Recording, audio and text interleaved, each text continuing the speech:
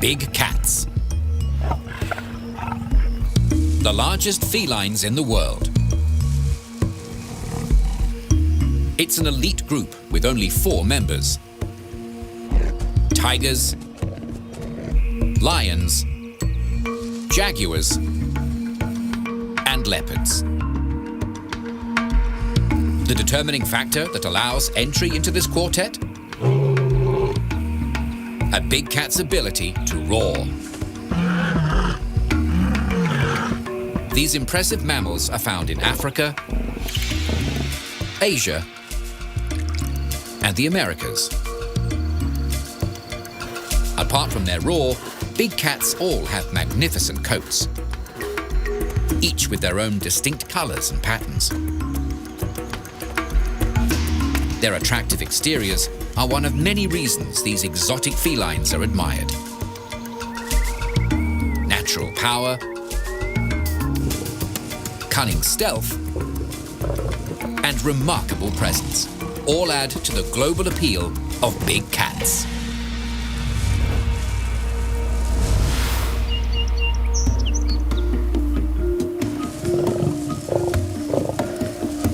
In the animal kingdom, big cats belong to the Felidae family, a group of carnivorous or meat-eating mammals. As mammals, female big cats give birth to live young, called cubs, which suckle on mother's milk. Having fur is another mammalian characteristic. How lush the coat is depends on the cat's habitat.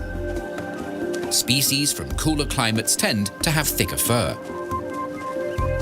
It is thought that 38 species of cats prowl the world. Big or small, every cat belongs to one of 2 subfamilies.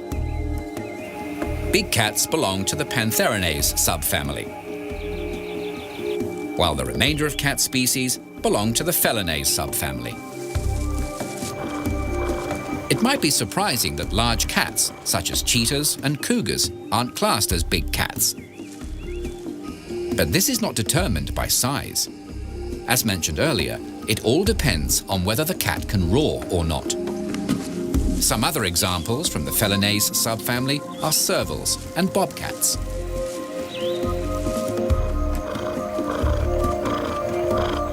While this side of the family can purr, big cats can't.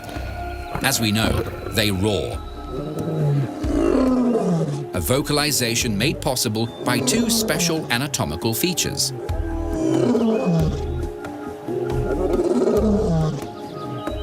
One is a flexible hyoid apparatus in their throat, a combination of bone and ligament. The further it stretches, the deeper the roar. The shape of their vocal cords also makes roaring possible. Theirs are flat and square, which requires a smaller amount of lung pressure to produce loud sounds. Lions have the longest larynxes or voice boxes and are capable of the loudest roars. Similar in volume to a rock concert, 114 decibels, verging on being painful to hear. Like their smaller relatives, big cats have sleek, flexible, muscular bodies. Long tails are a common feature, often between 1/3 to 1/2 of the cat's body length. When in motion, cats walk on their toes. This form of locomotion is called digitigrade. Feline paws have soft pads on the soles, and their claws are protractable. At rest, the claws are retracted, hidden away. When needed, the muscles in the cat's toes contract, forcing the claws to protract or extend out of their sheaths. Sharp claws are coupled with strong jaws and sharp teeth. Compared to other mammals, felines have shorter faces, which means they have less space for teeth. Cats have 30, compared to the 42 teeth housed in the long muzzles of dogs. Felines do put what teeth they have to efficient use. Long, strong canines are used to stab and kill prey. Tigers have the longest in any cat, up to 7.5 centimeters long. Felines have molars called carnassials, which work like scissors, shredding meat as they move against each other.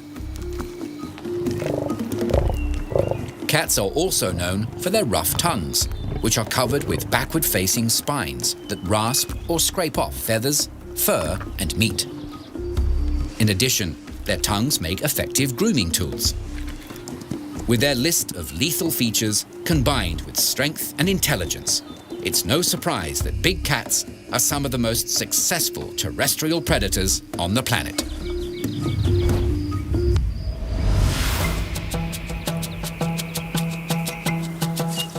Cats are adaptable creatures and are found on every continent except Antarctica. The largest felines of all, tigers, can be found in Asia, which hosts 6 subspecies. These big cats are known for their vertically striped coats of reddish-orange fur. Similar to fingerprints, the striped patterns on a tiger are unique to each animal. Markings continue down to their tails, which are ringed by dark bands. Tigers are sturdy cats with short, thick necks, wide shoulders, and large, muscular forelimbs. The perfect build to wrestle and hold prey.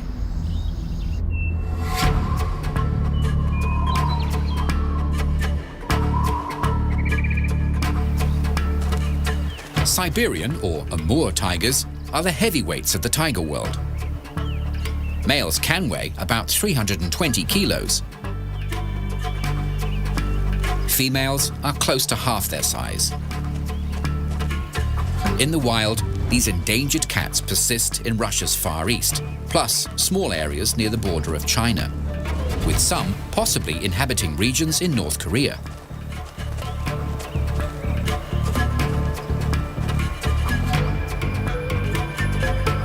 The thick fur on a Siberian tiger is pale orange, the lightest of all tigers, with brown, not black stripes. Around their necks, they have a ruff of white fur to match their pale chests and bellies. In the past, Siberians were larger animals. But recent studies show Bengal tigers now have the longest bodies, measuring up to 310 centimeters, 60 centimeters longer than their Siberian cousins. Bengals are primarily found in the Indian subcontinent, explaining why they're also known as Indian tigers. While they are endangered, Bengals are the most common tiger species. Their orangey red fur is accented with black stripes. A rare form of Bengal is the white tiger. They are not albinos. They are what's known as leucistic, a genetic condition that causes them to lack pigment in their fur.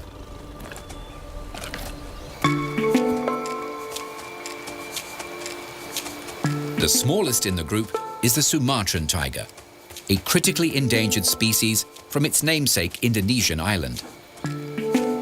Compared to other subspecies, the stripes on these tigers are much closer together, which is thought to help camouflage these ambush hunters in their forest habitat.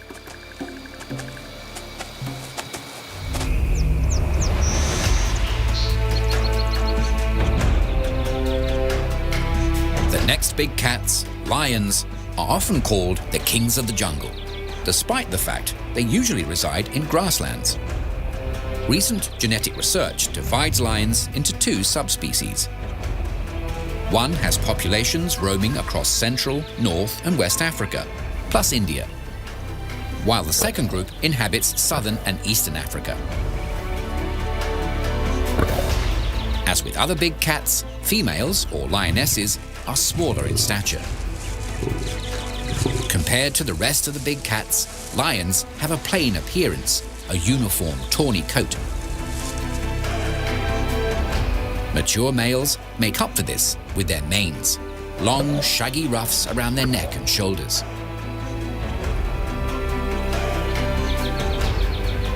What looks like a furry shield is actually a natural billboard.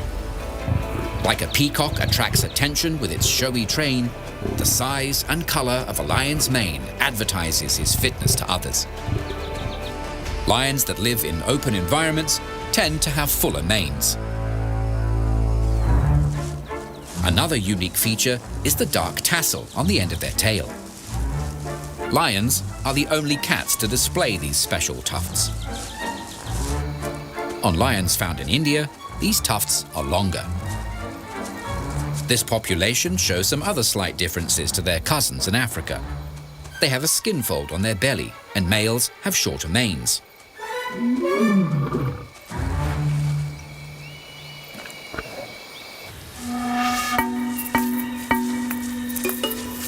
As seen in tigers, white lions also exist. Again, they are leucistic.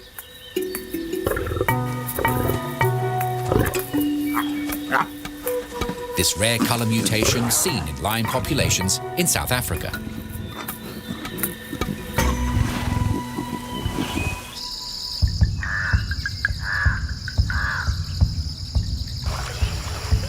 Following lions in terms of size is the jaguar, a big cat native to parts of Central and South America.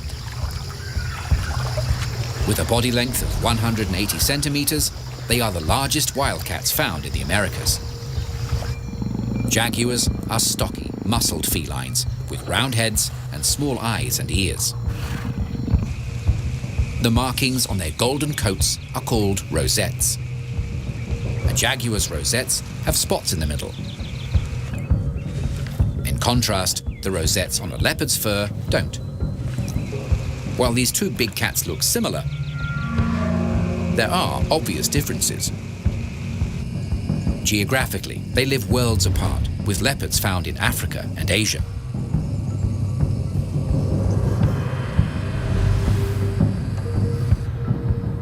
Of the big cats, leopards are the smallest. Depending on where they live, males can range between 37 and 90 kilos. Once again, females have lighter builds. While jaguars are on their own, there are 9 subspecies of leopards. The snow leopard is a separate species altogether. And unlike other leopards, they cannot roar due to the physiology of their voice box, a fact that excludes them from the big cats group. One unusual characteristic seen in jaguars and leopards are individuals with black fur caused by melanism, the opposite to albinism. This genetic mutation results in the increased development of dark pigments in the animal's coat. Whether they are jaguars or leopards, these darkly furred cats are commonly called black panthers. Despite the heavy pigmentation, their rosette markings are visible. No matter what color their fur, the rosettes are like a tiger's stripes. The patterns they make are unique. The big cats, a remarkably diverse group of extraordinary felines.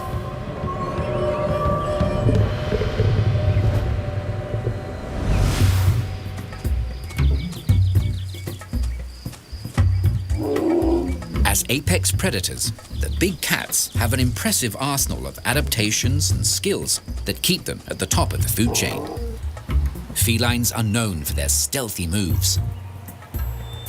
Their covert nature begins down at their paws. The soft pads on their soles not only cushion their feet, but muffle their footsteps. All cats have 5 digits on their forelimbs, with only 4 on the hind. The 5th digit on the forepaw is similar to a thumb. Known as a dew claw, it's located higher up the leg and doesn't touch the ground. Having a greater number of claws up front reflects the importance of grabbing and holding prey to a feline. Sharp claws enhance this ability. These tough projections are made from a fibrous protein called keratin, the same substance that hair and feathers are comprised of. Felines keep their claws sharp by dragging them over rough surfaces. In species that climb trees, claws dig into bark, keeping the cats stable whilst navigating through the foliage. Despite their size, big cats can be nimble up in the branches. Should the need arise, claws are excellent weapons for self-defense.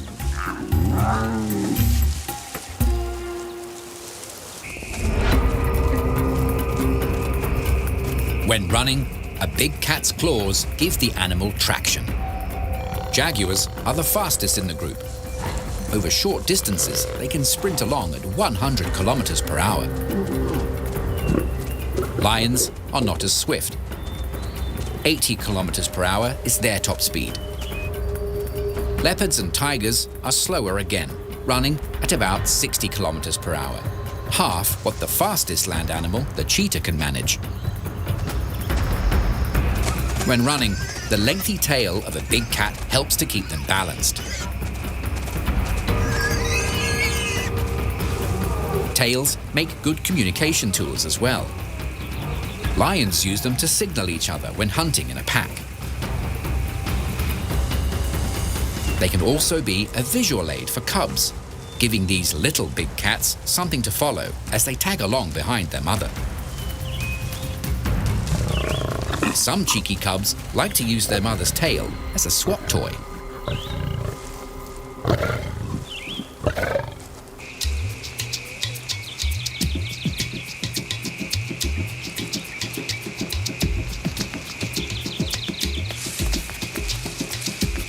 All felines are known for their agility.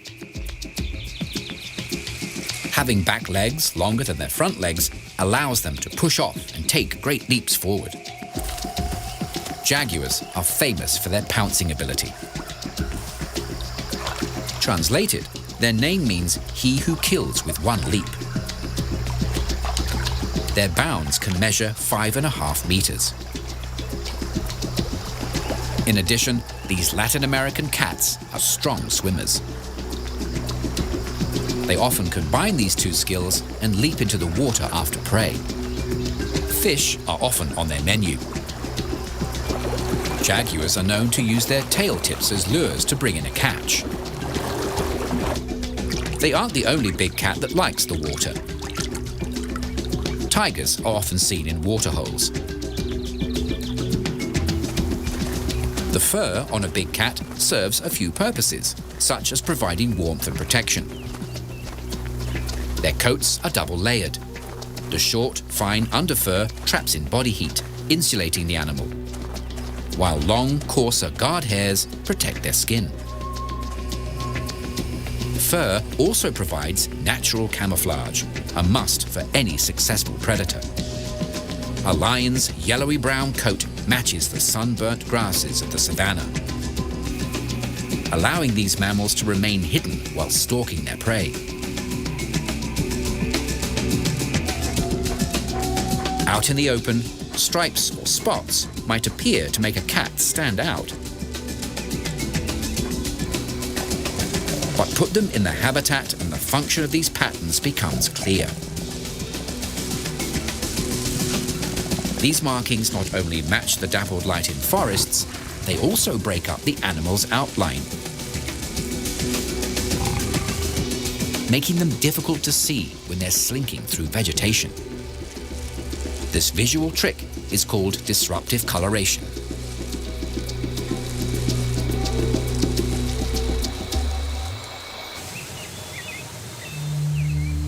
Tigers have additional markings on the back of their ears, white circles known as eye spots or ocelli.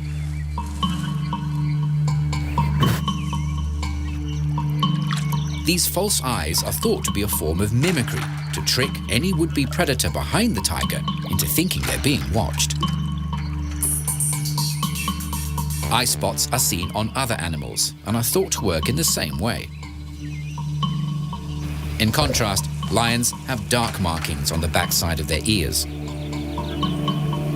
Like their tails, they're thought to help hunting parties follow each other when in long grass. The whiskers on a big cat are not there for show. They are all about feel.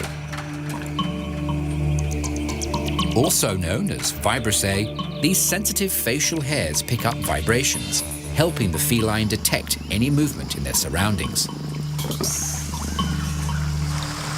In addition, these feelers can allow a cat to judge if there's ample room for it to fit or move through tight spaces.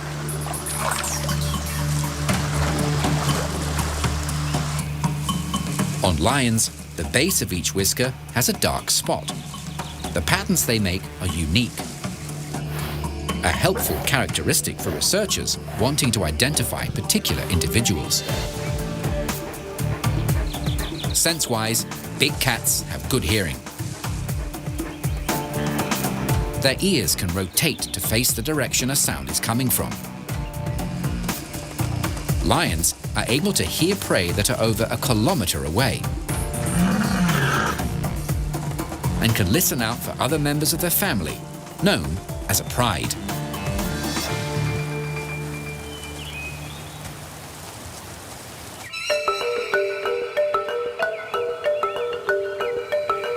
Big cats have keen vision.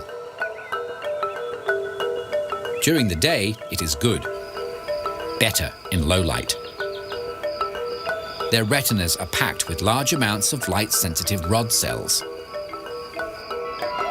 Any faint source, such as moonlight or starshine, is enhanced by these cells, allowing the feline to see their way through the gloom. A useful quality for nocturnal hunters. In addition to this, lions have white fur below their lower lid, which is thought to reflect light back into their eyes. Observe a big cat for a period of time, and they may pull a strange face, similar to a smile or a grimace. What they are actually doing is a form of sniffing. In the roof of their mouth, felines have a Jacobson's organ, a region that helps the cat taste smells that are wafting through the air.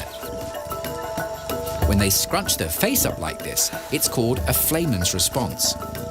By sucking air across this organ, they can determine what a scent is and if it's worth pursuing or eating.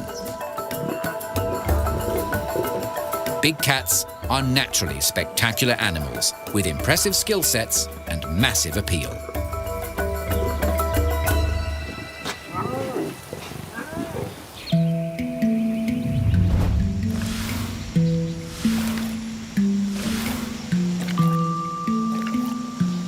The family tree of big cats has long, ancient roots. The last common ancestor of all modern felines was a prehistoric cat that roamed Asia, Europe, and North America 9 to 20 million years ago. Saber-toothed cats also sprang from this creature. Roughly 10 million years ago, the roaring cats split away from the rest of the pack. Over time, these large felines branched off in different directions. Lions, leopards, and jaguars are closely related. As for tigers, studies have shown they have more in common genetically with snow leopards, to the point that they are regarded as sister species. As members of the carnivora order, big cats have ancestral links with other feliforms, such as hyenas, mongooses, servals, linsangs, and genets. With ties to these animals, plus their numerous feline cousins, the big cats have a fascinating heritage.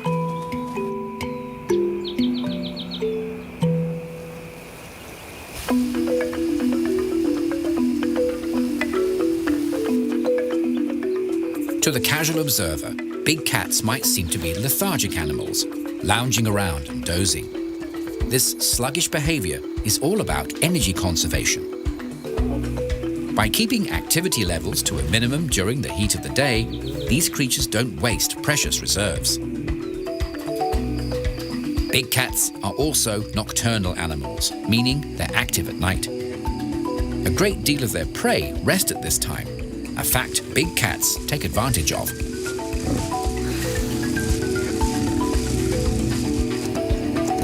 As opportunistic predators, if the chance of a daytime meal presents itself, they will follow their instincts.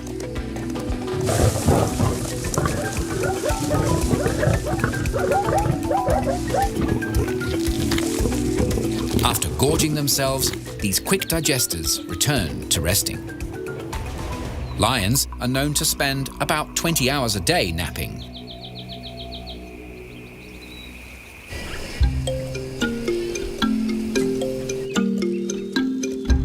Apart from females with cubs, the majority of big cats are solitary animals. Lions are the exception to this rule. These social felines live together in prides. The average pride is 15 cats, the group comprised of related females and their offspring, plus a minimum of one male. When conditions are kind, prides can support more members. Lush vegetation equals higher numbers of prey. Amongst lionesses, there is no hierarchy. When cubs are around, the ladies of the pride work together to raise them. Teamwork is something lionesses understand well. They are the ones that do a great deal of the hunting.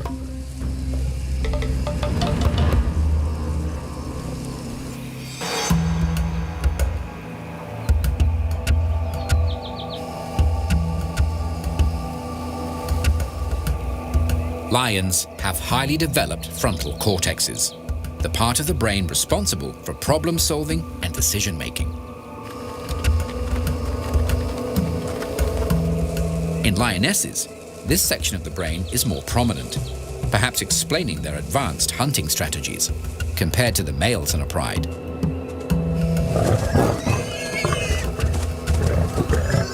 In addition, lionesses have lighter builds and are capable of faster speeds.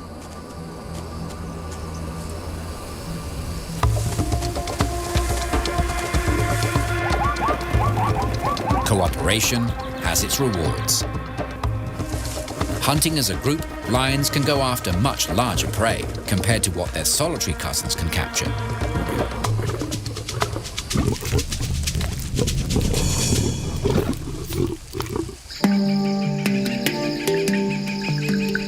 Apart from keeping themselves well fed, big cats devote part of their day ensuring they are well groomed.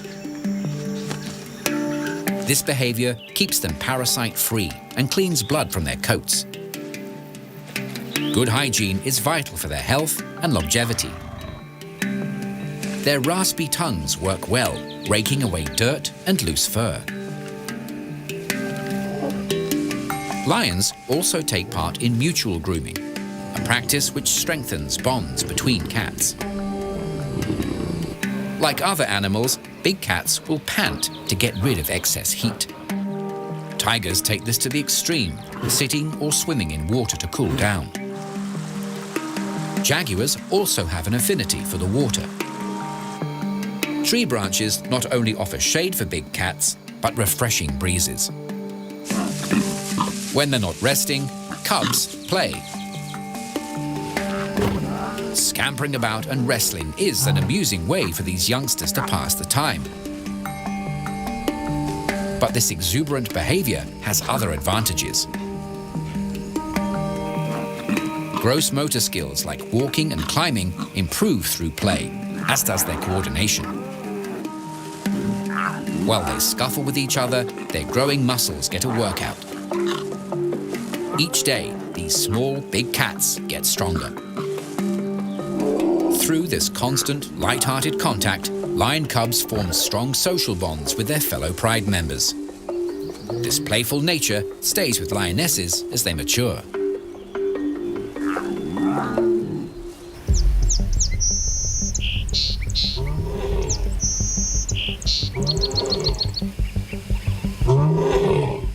Being the four that can roar, communication is something all big cats excel at. Vocalizing is one obvious way these felines send messages to each other. Scent marking is another way these cats keep in touch. By spraying urine, they stake out territory.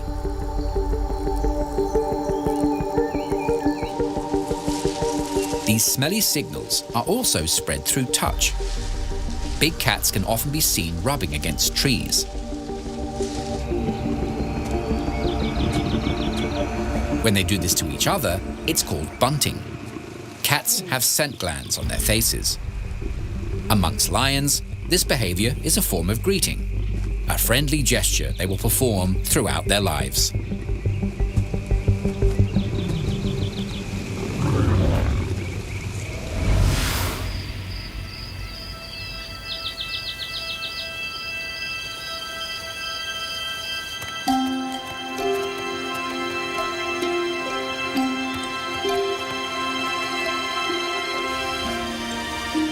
Big cats are attention magnets, especially when they are cubs.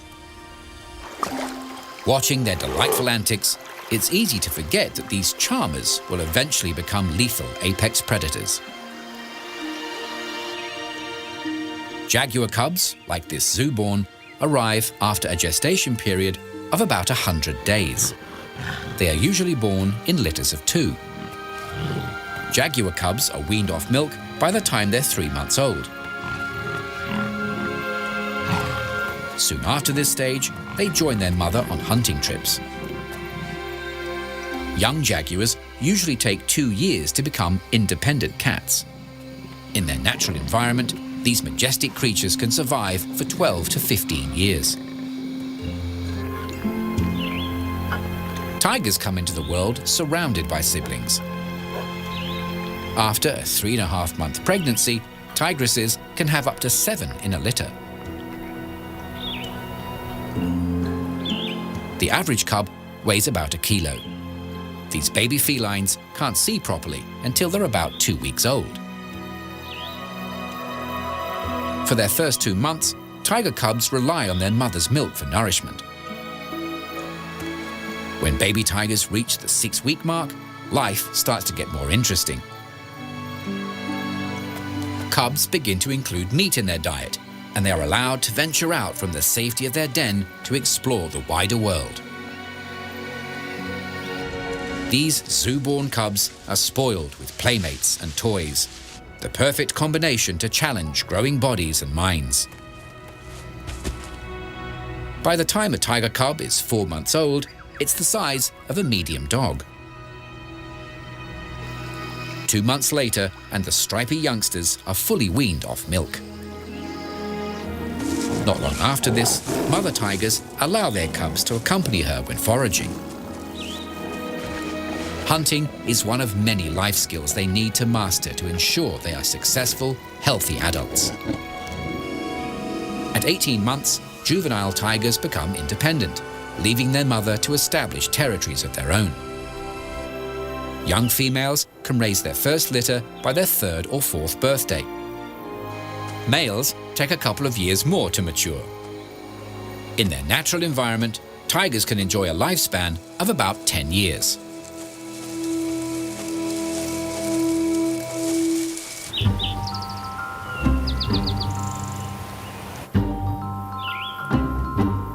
With lions, their lives start in a similar manner to tigers.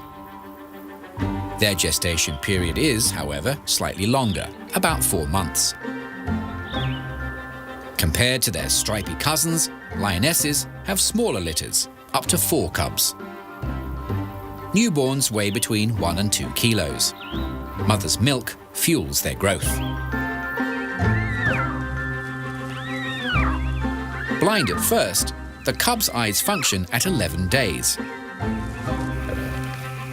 Their irises are bluey-grey.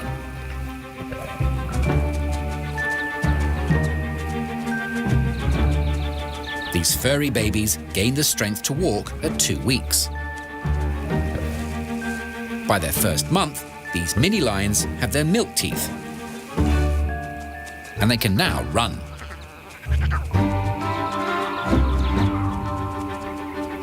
Lion cubs have brown rosette markings on their coats, similar to those on leopards.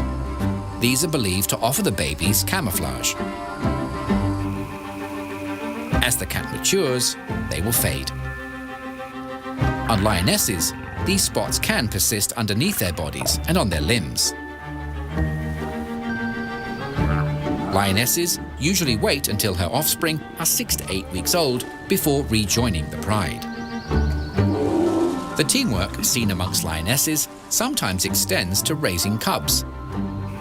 Within a pride, females appear to synchronize their reproductive cycles, which leads to communal suckling and babysitting. Curious youngsters always appreciate extra playmates. The bolder ones will attempt to engage with older members of the pride. Results can be mixed. By 2 to 3 months, the cub's eye color changes to orangey brown, like the adults. At this stage, they begin to eat meat. This is also when their mature coat starts to develop. Before long, their tail tip develops a tuft.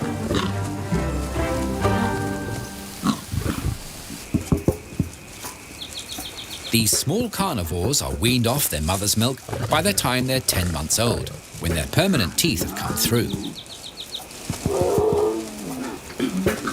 With lots of play fighting as training, cubs soon learn to hunt.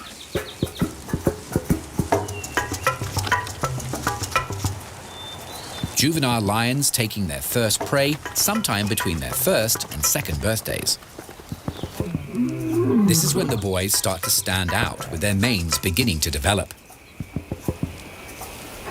The larger and darker their manes, the better their chances of passing on their genes. Young females tend to stay with their birth pride, while juvenile males are excluded from the group.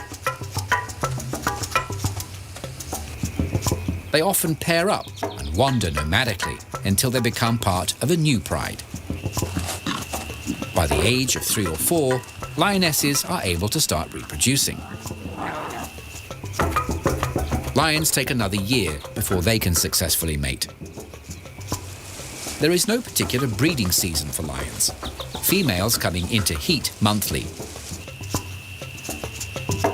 These big cats continue to grow, reaching full size at 6.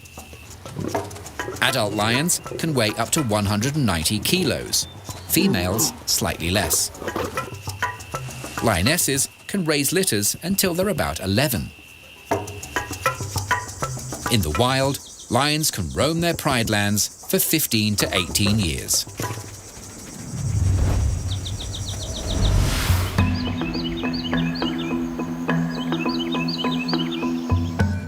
While big cats are all felines, each species has their own particular needs that help them succeed in their environment. Tigers, for example, prefer to be close to water, like plenty of cover, and require abundant prey in their locality. A variety of habitats provide these necessities for tigers, including forests, woodlands, swamps, and grasslands.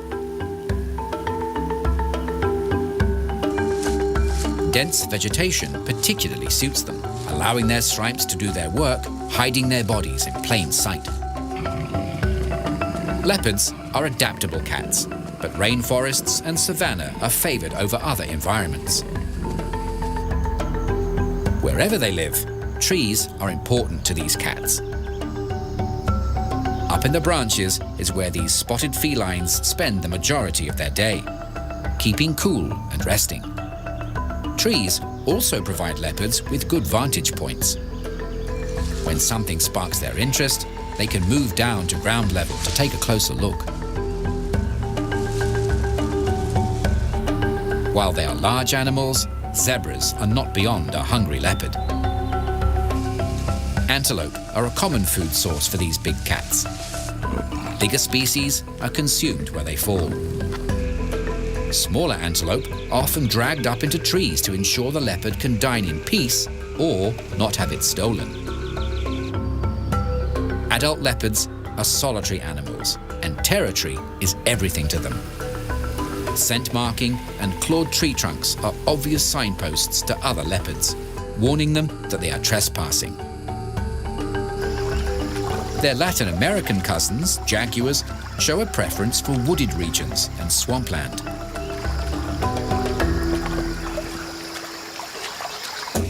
In western India, a small population of lions are found in and around Gir Forest National Park. Within this reserve, their habitat is a combination of dry savanna and dry scrub. Meanwhile, in Africa, lions occupy a variety of habitats, such as grasslands and savannas, open woodlands, scrub, and semi-arid plains. Shade is a must for these big cats to shelter them during their frequent daytime naps. Acacia trees are a popular natural umbrella for these felines to lounge under. As expected, water sources are important for these big cats, and not only to quench their thirst. Waterholes attract prey species.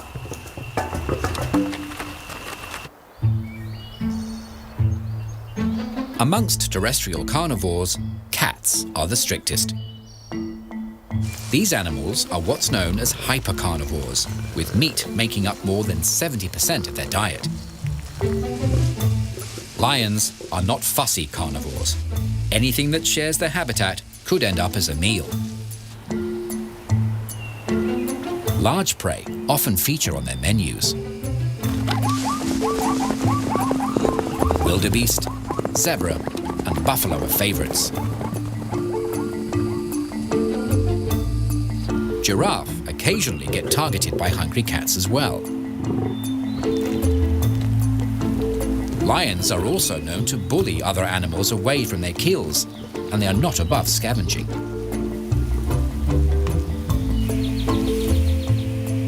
To protect themselves from hard hoof kicks whilst trying to catch a meal, lions have loose belly skin. In a pride, there is a pecking order at meal times. If males are present, they eat first, then the lionesses, and finally, any cubs. A mature lion can devour 18 kilos in one sitting. If their daily intake is threatened, fights can erupt.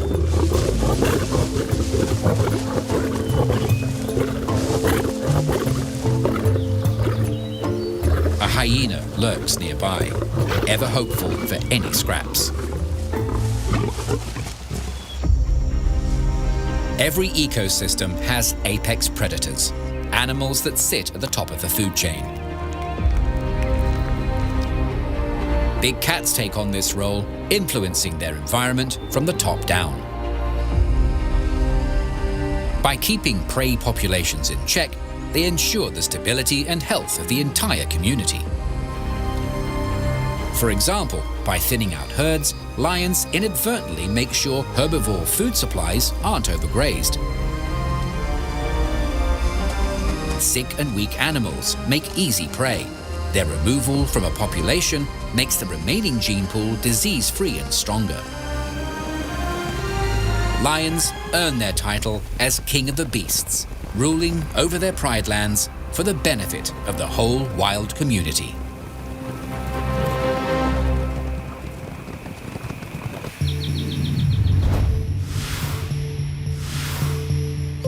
Big cats have been making an impact on the world for thousands of years. Depictions of these felines are found around the globe, many embellishing famous historical sites. Lions have been a particular favorite. Prehistoric artists capturing a pride in action on the walls of the Chauvet caves in southern France. Discovered in 1994, these paintings are thought to be approximately 30,000 years old. One of the largest statues in the world was built in about 2500 BC. The Great Sphinx of Giza, a mythological beast with the body of a lion and the head of a king, this limestone creation was a symbol of wisdom and strength. The same big cat also inspired the ancient Egyptians when they imagined the goddess Sekhmet. With the head of a lioness, she represented the might of the blazing sun.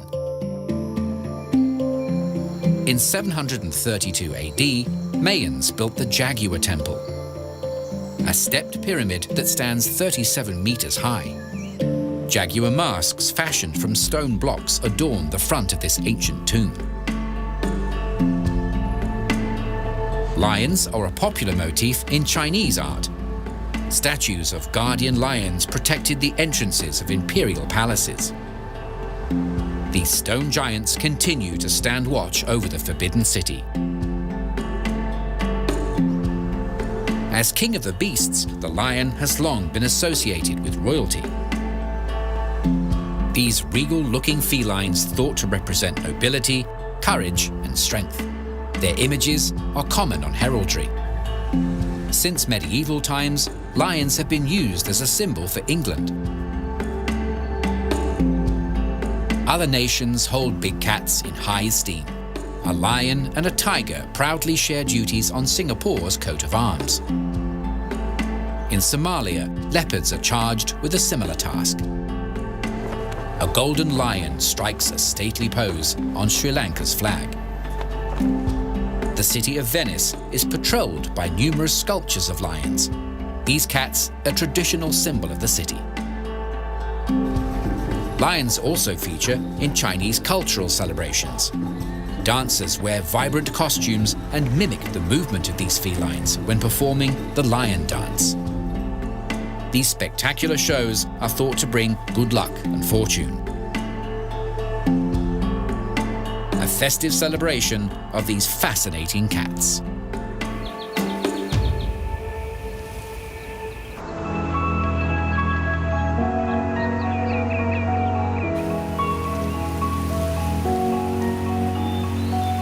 As much as big cats are admired, these majestic animals face a multitude of challenges in the modern world. Habitat loss is a big issue. As large felines, they need space to roam around and hunt. Deforestation and fragmentation impacts these wild cats, as does agriculture and human encroachment. The closer communities get to big cat territories, conflicts occur. Loss of habitat also affects their prey species, which means lower food supplies for these apex predators. The reduction in their populations upsetting the balance of the entire ecosystem. The bushmeat trade, trophy hunting, and poaching all contribute to declines in wild populations. Some cultures continue to believe in the supposed magical and medicinal properties of big cat body parts. A cruel and pointless practice. The conservation status of each big cat varies. Presently, jaguars are considered to be near threatened. Lions and leopards are one step down in the vulnerable category. Tigers are even lower, regarded as endangered. Conservation groups do what they can to improve conditions for big cats in the wild, formally protecting tracts of land and setting up reserves. Anti-poaching teams work on the ground to give additional security to remaining populations. In Africa, lions and leopards are part of the Big Five, animals promoted to safari groups as must-see. The popularity of wildlife tourism is a great incentive for local communities to embrace and protect these felines. By doing so, they improve their financial well-being.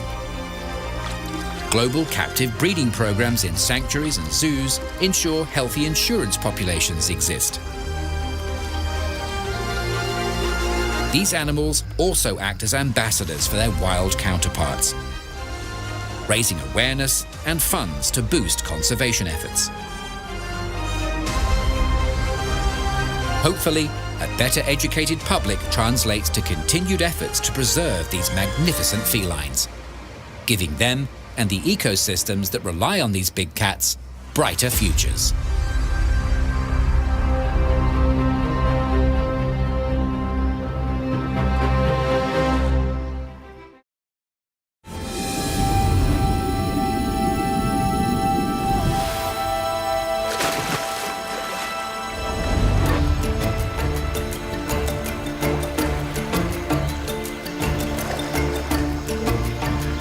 Crocodiles. Apex predator. Primeval beast. Robust survivors.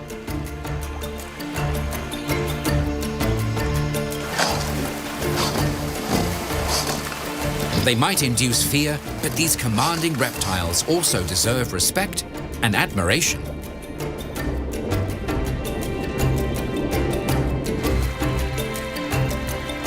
Crocodiles coexisted with dinosaurs and managed to outlast them. They might be cold-blooded, but they are warm-hearted. They are the only reptiles to care for their young, known as hatchlings.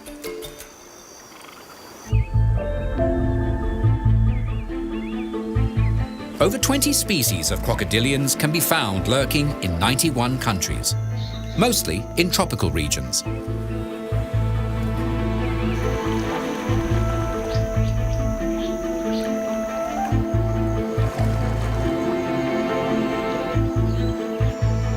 The American alligator in particular has an abundant population, recently estimated at 5 million. All crocodilians share the same characteristic features. Long snouts, countless teeth, strong jaws, powerful tails, and tough coats of scaly skin. Stealth is their standard mode of operation. Like magicians, they can disappear in plain sight, the water cloaking their long bodies. Patience is another quality they exhibit, one that can be rewarded in an instant.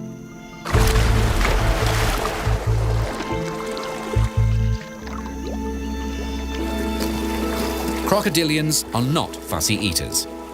If it's meat, these carnivores are happy.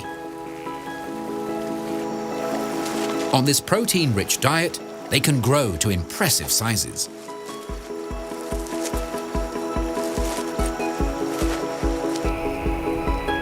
The largest in the group is the saltwater crocodile, which are commonly nicknamed salties. On average, the males or bulls can measure over 5 meters in length. Weight-wise, they can get up to a ton.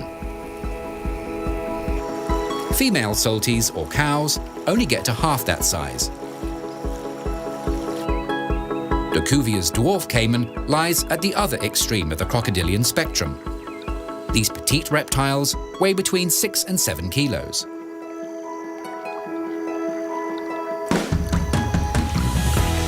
Regardless of size, these ancient creatures are strangely intriguing.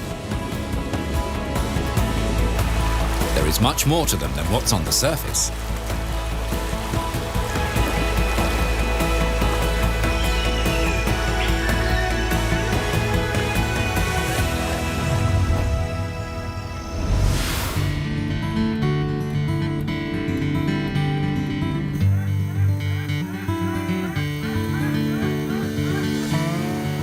The word crocodile is often used as a blanket term to describe the various types of reptiles that belong to the crocodilian order, which includes alligators or gators, caimans, gharials, and crocs.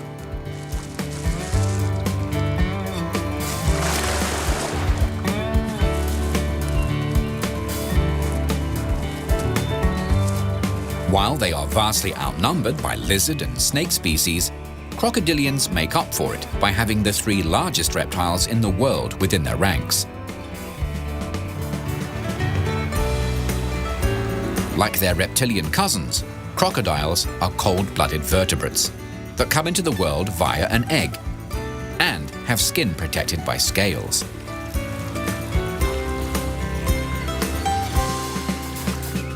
These light yet hardy structures are made from a fibrous protein called keratin, which is also found in hooves, claws, and feathers. Croc's scales are called scutes and are different to those found on snakes and lizards. They don't overlap, and are set out in regular rows and patterns. For added strength, many scutes have bony plates called osteoderms growing beneath them. The highest concentration of these types of scutes are found along a crocodile's back and neck, creating a tough, spiky coat of armor.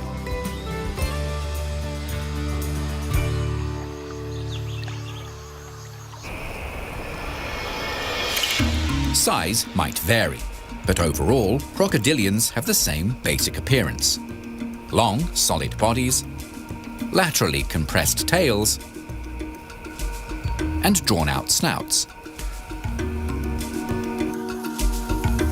It is the shape of their snouts that distinguishes gators from crocodiles. An alligator's is wide and U-shaped with a rounded end, while crocs have longer, pointier noses, like a V.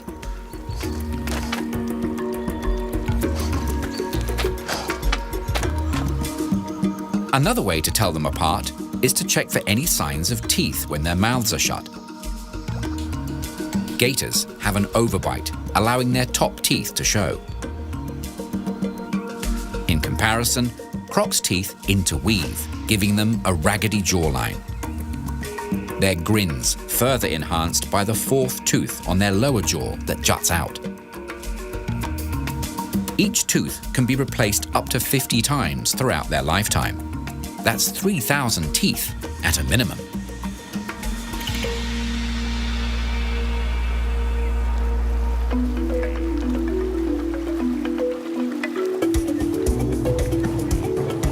As Semioc can cruise along at 15 kilometers an hour.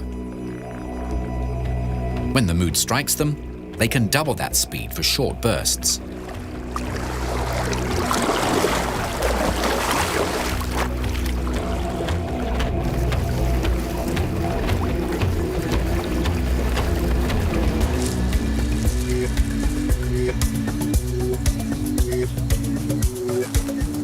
Up on land, they're not as agile, but do have two styles of walking, low and high.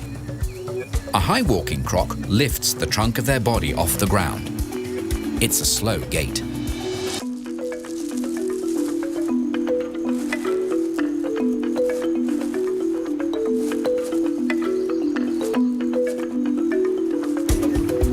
To speed things up, they can adopt what's called the low walk position, where they crawl on their bellies, legs splayed out, scurrying in a side-to-side motion.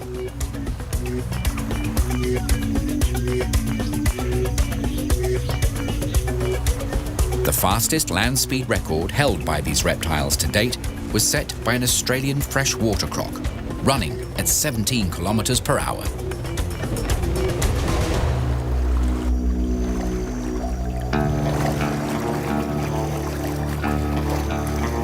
Being wary of crocodilians in the water and on land is advisable. But looking up can also pay off. American gators are one of a few species that climb to gain a higher perspective on the world, and not just for sunbathing. Should a meal wander below, these daunting reptiles are ready and willing to take the leap.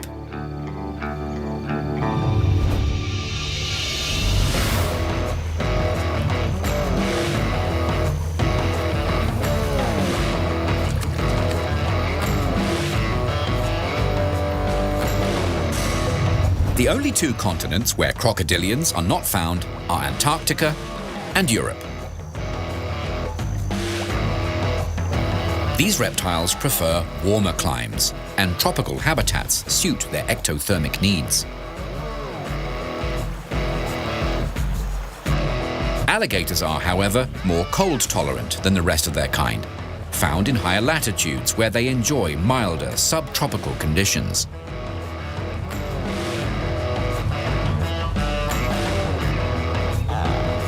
23 species in total, crocodilians are a diverse order. With 14 members, crocodiles are the largest family. The leader of the pack is the saltwater croc.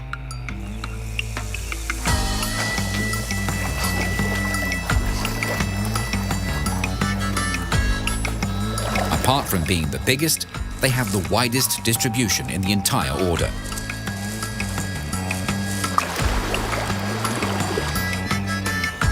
Salties can be found from eastern India down to New Guinea and the northern regions of Australia, some straying as far as New Caledonia and Fiji. The mottled skin of adults can be golden tan in colour through to darker greys and black.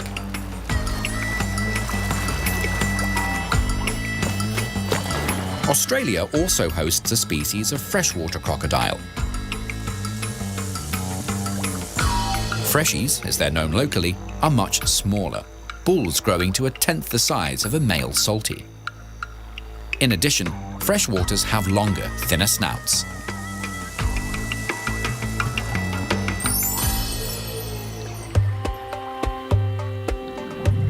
Africa is home to the second largest croc in the world, the Nile crocodile.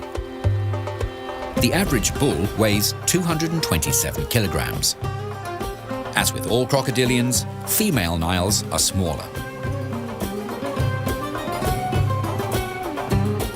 Apart from their geographic location, one look at a Nile's head and neck will distinguish them from a saltwater croc. Niles have a row of scoots behind their head, and their snouts are smooth compared to the pair of ridges on a saltie's.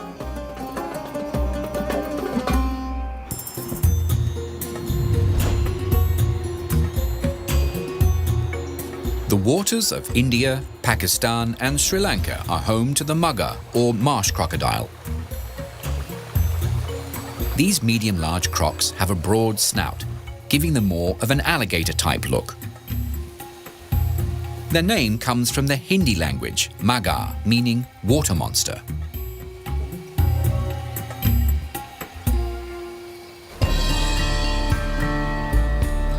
The alligator family is next down in size, with 2 species, plus half a dozen close cousins, known as caimans.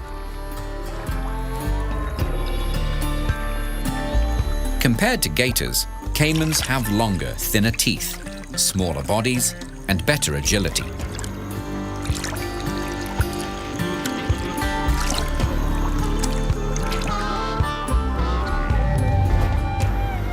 Of the 2 alligator species, the American is bigger, males reaching lengths of 3.4 meters. There are thought to be 1.25 million of them in the southeastern state of Florida alone. Early Spanish settlers in the state called them el lagarto, which means the lizard.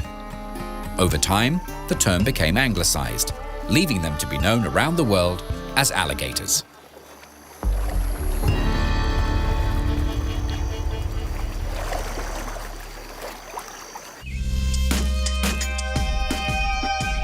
The Chinese species is less than half the size of its American cohort.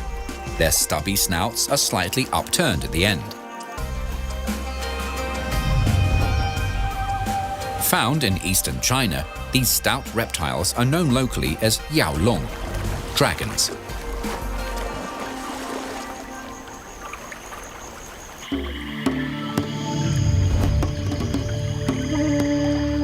Gharials are a single species, native to India and Nepal. The name is derived from the Hindi description of the reptile. The unusual bulbs on the tip of the gharial's narrow snout look like the traditional earthenware pots of the region known as garas. Also known as a boss, these bulbous growths get larger as the male matures. They're thought to be communication tools, the buzzing, hissing sounds they create helping bulls defend their territory and to attract mates.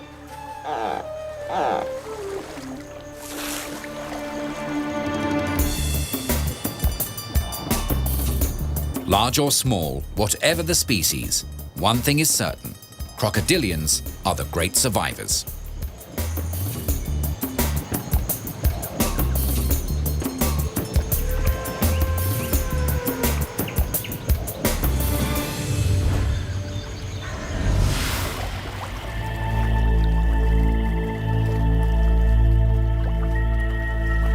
No animal manages to persist for millions of years without having an innovative range of adaptations to see them through.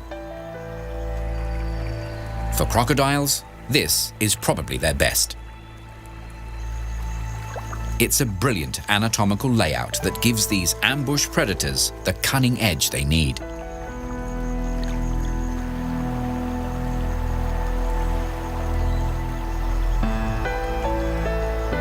With their eyes, ears, and nostrils placed high on their skulls, they can sink and hide their body below the waterline.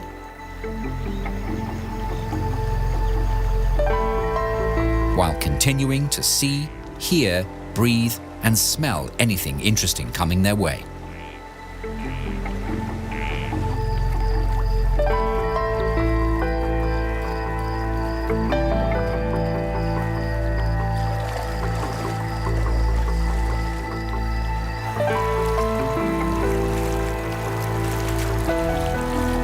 American alligators use their abdominal muscles to alter the position of their lungs within their torso. By shifting their center of buoyancy, they can control the amount of lift their bodies have as they float.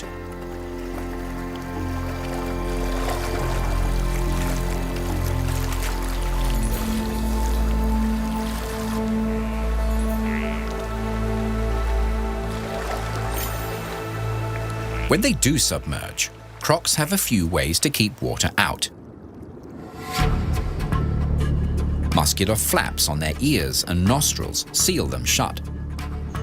A third eyelid, called a nictitating membrane, sweeps across to protect their eyes, like a pair of natural goggles.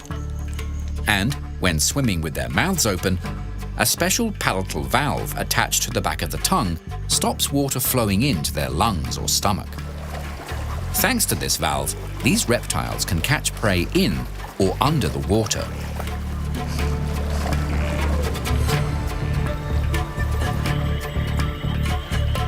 While they're busy keeping water out, crocodilians also have to keep water in. Their scutes keep water loss via their skin to a minimum by creating a tight seal. The biggest scutes are on their backs, directly facing the sun. Living in warm environments, keeping cool is another challenge they face. Not having sweat glands, they get rid of excess heat by simply opening wide. Gaping like this is similar to panting, a cooling effect gained via evaporation from the lining of their mouth.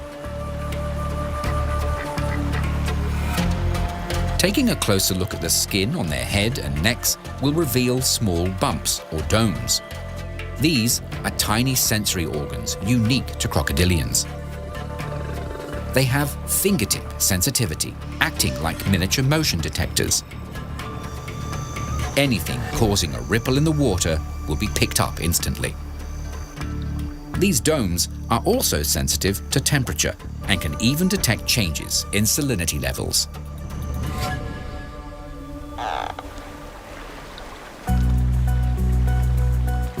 On land, rather than sniffing, crocodiles boost their smelling power by gula pumping, moving their throats in and out to push scent-laden air into the nasal cavity.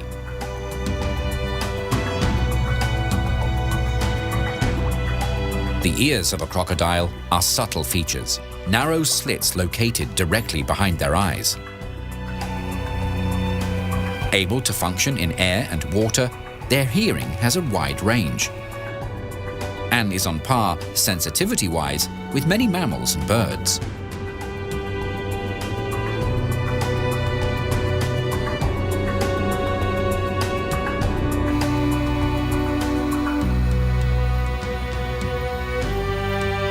Crocodiles have excellent night vision, an ability they put to good use. By primarily hunting at night, their prey is often at a disadvantage. But crocodilians will eat whenever the opportunity presents itself.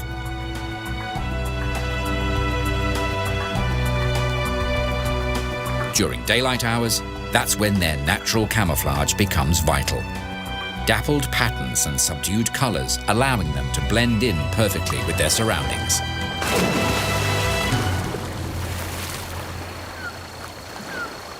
The element of surprise is what keeps these beasts fed. That and their imposing teeth and jaws. They're all about grasping and crushing. Crocodilian mouths can be stocked with more than 100 teeth, and if broken, a new one is ready and waiting in the socket below. As for jaw pressure, saltwater crocs have the strongest bite on record, 2 times greater than a jaguar, the mammal with the most forceful bite. And when they snap, it's all over in 1/20th of a second.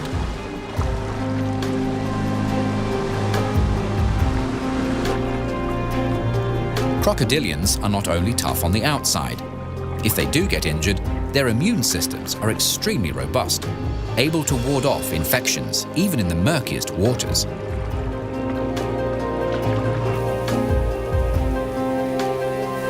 To the casual observer, crocs might seem lethargic, but with the right incentive, they can jump into action.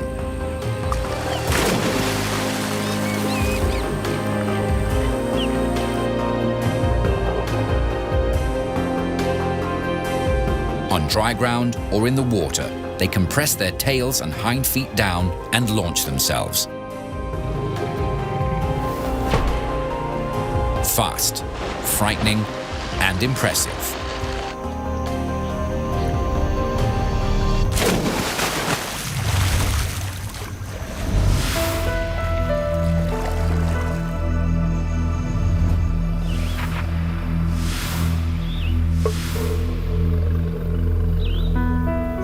With their knobbly, scaly exteriors and primal nature, crocodilians seem as ancient as they are.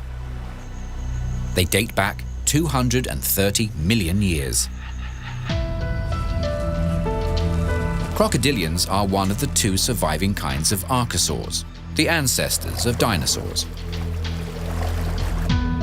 The other modern archosaurs, and crocodiles' closest living relatives, are birds.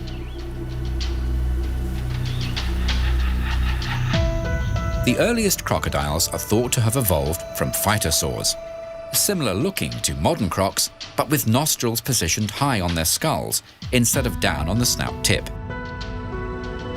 During the Jurassic period, approximately 200 million years ago, research suggests they became increasingly aquatic, possibly in response to competition with terrestrial dinosaurs.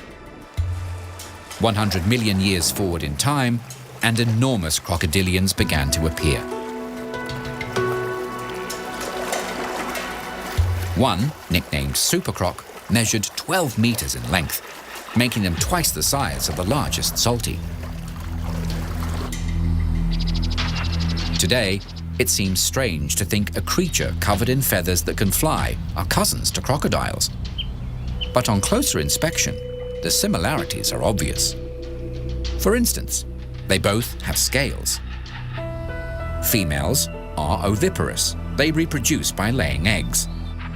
Their skulls are attached to their spines in the same way, on a single point, allowing birds and crocodilians to rotate their heads freely.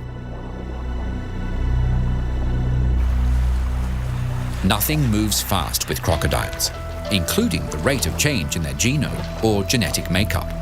Of all reptiles alive today, crocodiles have changed the least from their prehistoric forebears. Birds, in comparison, have advanced at a much faster rate from their common ancestor.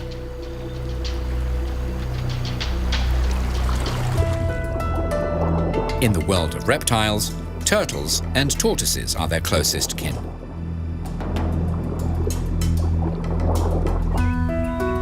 Scutes and scales, one of a vast range of features shared by these 2 branches of the reptilian family tree.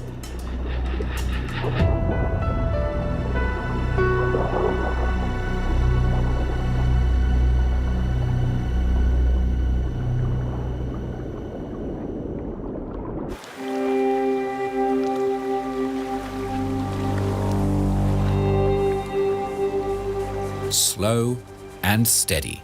That is how these reptiles pace themselves. It's their signature move. Calm restraint, the hallmark of a cunning predator.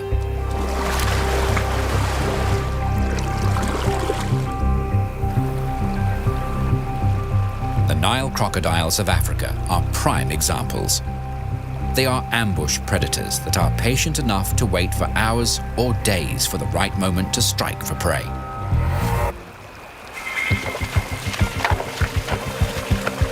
Like all crocodilians, they have a powerful bite that can apply enormous downward pressure. This, along with sharp, conical teeth, means they can hold their prey with an almost unbreakable grip. Able to apply high levels of force for an extended time means they are able to hunt animals much larger in size.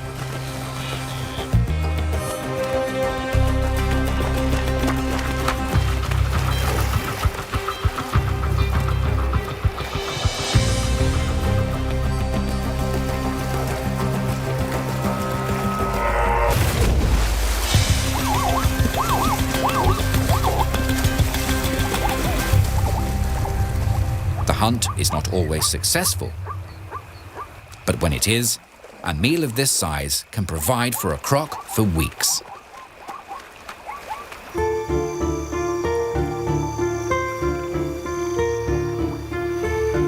While crocodilians are usually solitary creatures, they are social to a greater degree than any other reptile.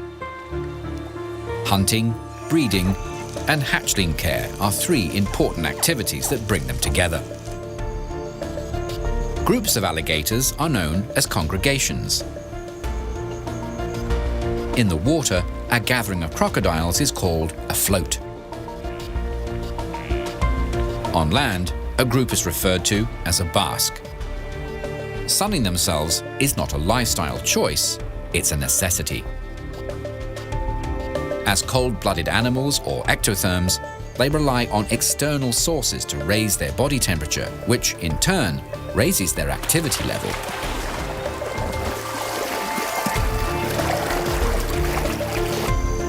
The main way they thermoregulate is through their behavior. Lying around, absorbing the sun's heat, is a common reptilian practice. When they need to cool down, crocodilians can mouth gape, move into shade,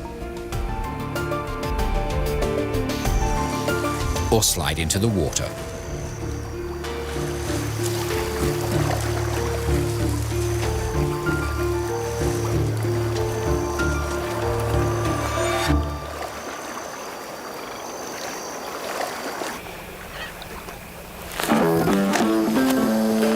Aggressive behavior is something crocodilians are known for. Bulls, in particular, regularly battle for their place in the local hierarchy and to obtain or guard prime hunting territory. Salties do not tolerate others well.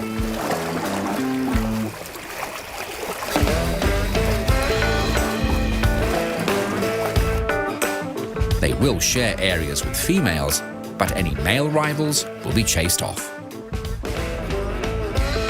Their territories are large. Saltwater bulls sometimes heading out to sea to visit adjoining river systems, these lengthy circuits increasing their exposure to potential mates.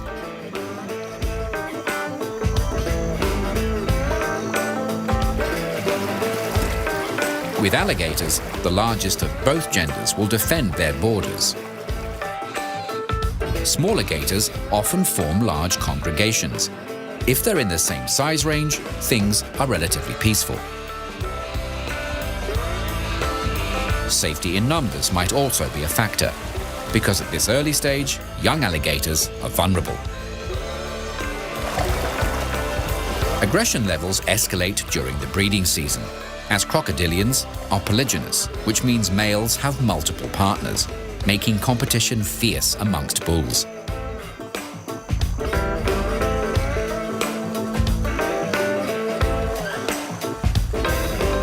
Stance and posture are strong communication tools. Raising the snout signals submission.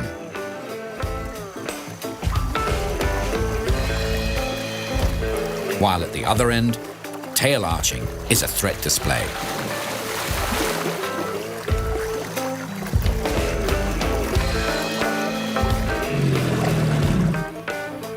They do also vocalize. One of the noisiest species is the American alligator. Males are known to make throaty bellows, grunts, and hissing sounds.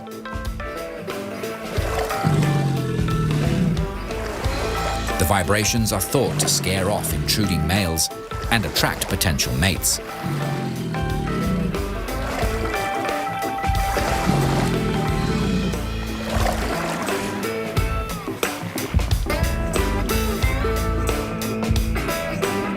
In tough times, crocodilians can survive. When temperatures drop too far, they go into brumation, similar to hibernation.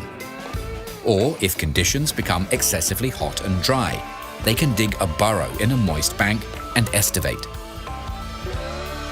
During these periods, their heart rate drops from about 40 beats per minute to 5. If need be, they can exist like this for a year.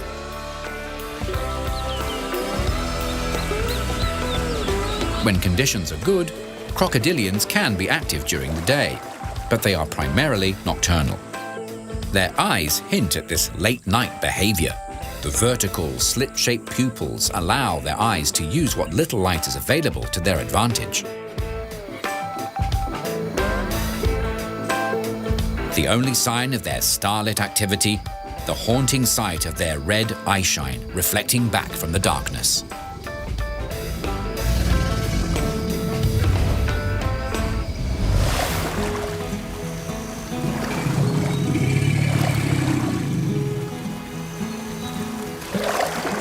Bellowing and head slapping. That's how some crocodilians announce they're ready to find a mate.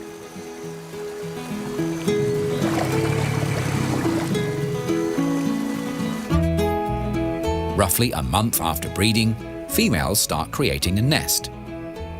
Saltwater crocs make theirs above the floodline, scraping together wide, high mounds of plant material.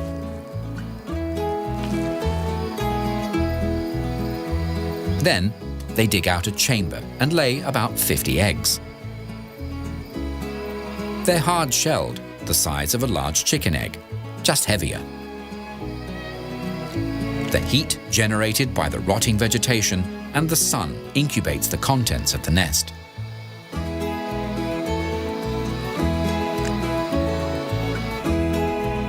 For 2 to 3 months, the mothers stand guard.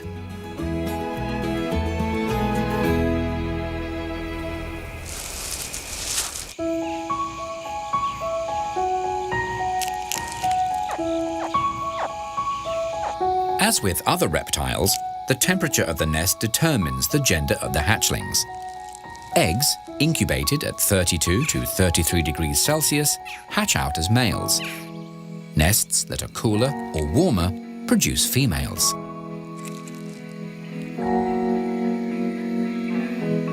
When the babies are ready to hatch, they start to chirp, a signal to the mum to start digging them out.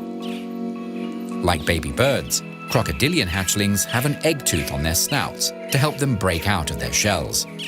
They drop off after a few days.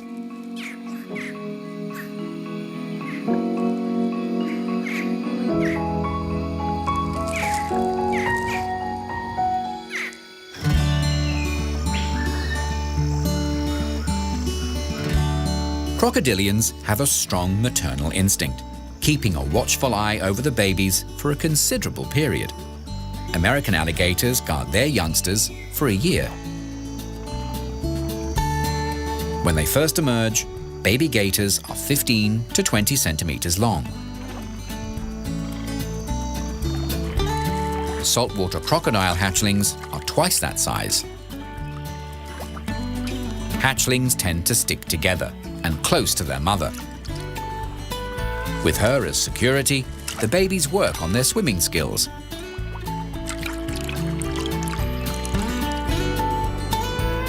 And learn to feed themselves on whatever fits in their small snouts. Crustaceans, fish, and frogs are common menu items.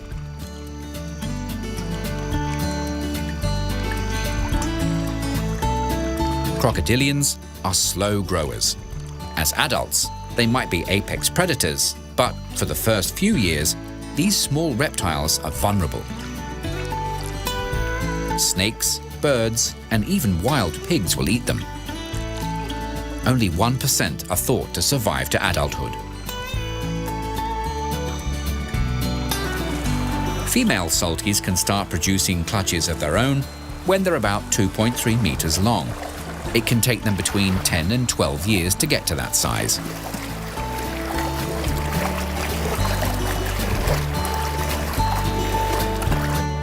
Juvenile males don't mature into bulls until their 16th birthday. With their rugged exteriors and robust immune systems, crocodilians are well equipped to survive for lengthy periods. In the wild, American alligators can live for 35 to 50 years. Meanwhile, saltwater crocodiles can enjoy 7 decades or longer. Plenty of time to fully explore their lush tropical homes.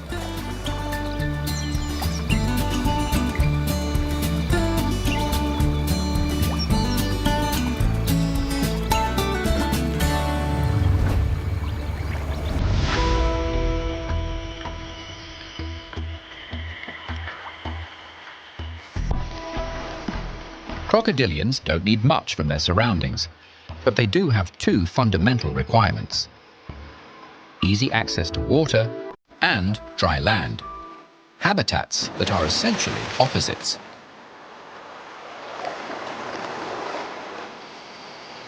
As ectotherms, they must have places to haul out and bask.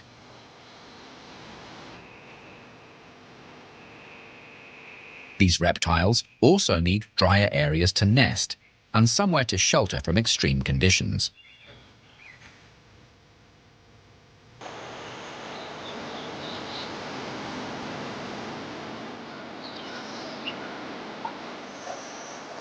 Despite their name, saltwater crocodiles can be found patrolling freshwater rivers and creeks, plus swamps.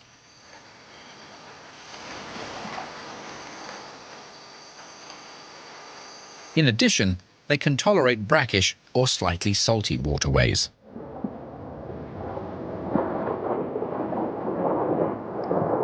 They're able to get rid of excess salt from their bodies via a special gland in the tongue.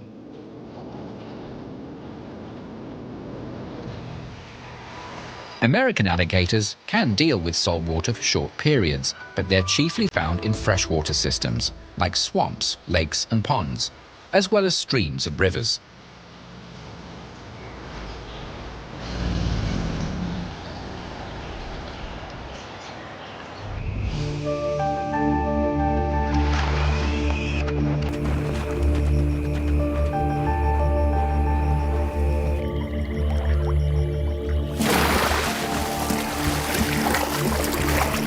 Living above and below the waterline means crocodilians have 2 larders at their disposal: stalking land-based prey living in the vegetation on or near the water's edge, such as mammals, snakes, and birds.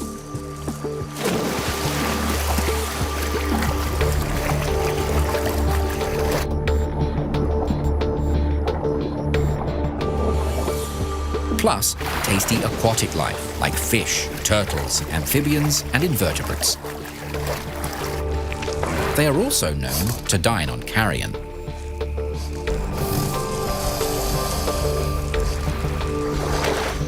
The shape of their snout and their teeth often hint at their food preferences.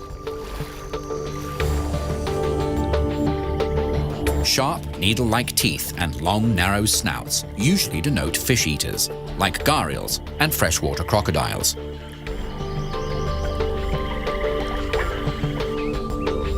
A wide snout and blunt teeth help Chinese alligators crush their favorite mollusks. Generalized feeders like salties and gators have features in between these 2 extremes. They can handle any food type they chance upon. Food is not chewed. Depending on the size, it is either swallowed whole or torn into chunks, then gulped down. A croc's stomach is highly acidic, with levels greater than any other vertebrate. A necessity when there are bones, hooves, and shells to digest.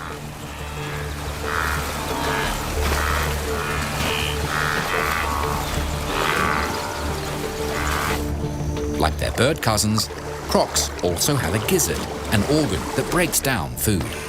While birds eat gravel for gizzard stones, crocodiles swallow rocks to help grind up their meals.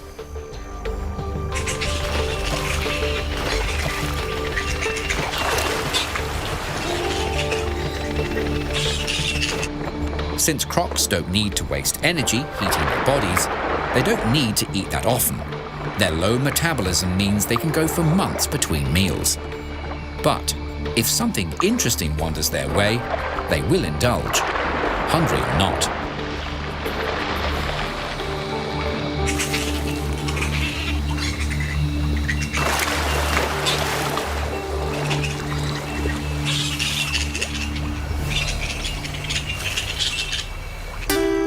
Sitting at the top of the food chain, these ominous creatures do have an important role to play in their environment. They bring balance. By keeping other populations in check, the health of the entire ecosystem benefits. Their eggs and young are also part of the give and take in the cycle of life. As scavengers, they dispose of unsanitary carcasses, a thankless task they're happy to carry out. Apex predators and natural janitors, two invaluable services carried out by one impressive beast.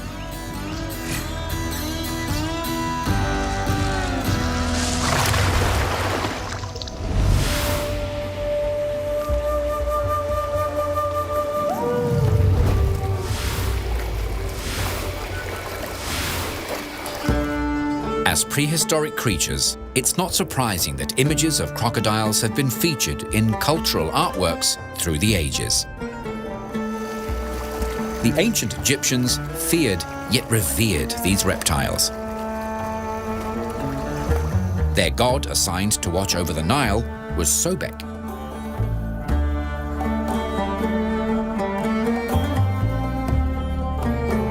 This crocodile-headed deity was a symbol of strength and power that protected the Egyptian people, the pharaoh, and their army. The southern half of the temple of Kom Ombo was dedicated to Sobek,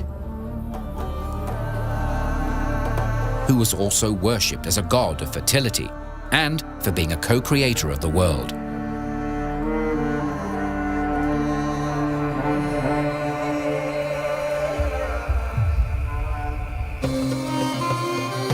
The Mugger crocodile plays an important role in Hindu mythology, as Makara, the creature that carries Varuna, the god of the oceans. Makara is a Sanskrit word meaning sea dragon or water monster. When Anglified, this word became Mugger, the common name for the marsh crocodiles of the region. Makara is also part of Hindu astrology, being the 10th of 12 symbols in the zodiac, equivalent to Capricorn. Crocodiles also provide transport for Ganga, the goddess of the river Ganges. In central Mexico, the Aztecs had their own sea monster based on crocodiles, known as Cipatli. According to their beliefs, the earth came into being after this mythical demon was destroyed. In modern times, Pakistan holds the Mugger crocodile in high regard. It's their national reptile. Crocodiles, ancient beasts with a fascinating and full history.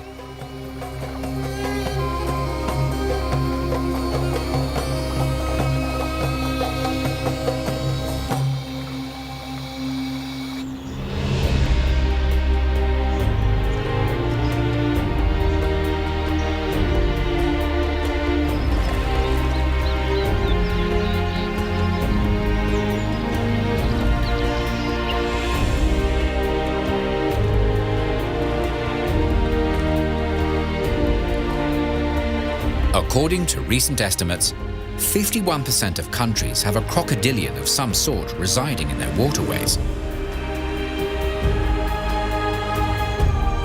Of the 23 species that exist, however, 7 are endangered.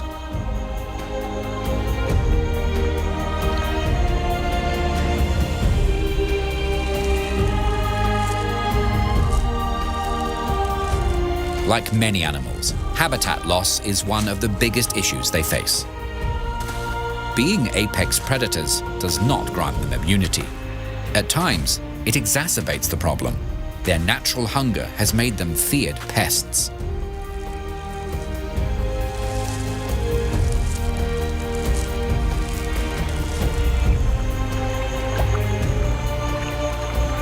Hunting and eradication programs of the past caused population drops in many crocodilian species, these losses having a ripple effect down the food chain. For example, in the Amazon basin, fish stocks plummeted because caimans were overhunted.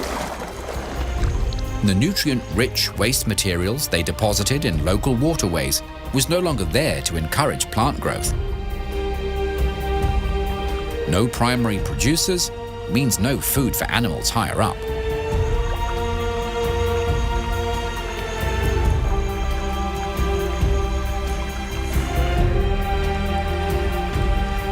Australian saltwater crocodiles suffered similar fates. In the 1970s, they were on the brink. But official protection and better education has seen their numbers steadily improve, with populations recently estimated to be in the 100 to 200,000 range.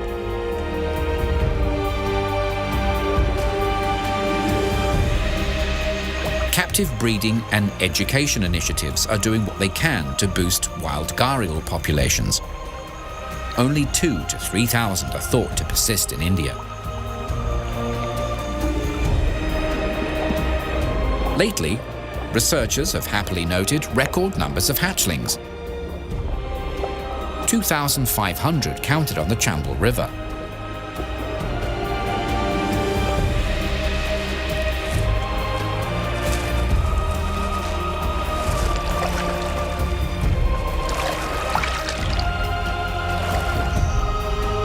Australian freshwater crocodiles are among the luckier family members.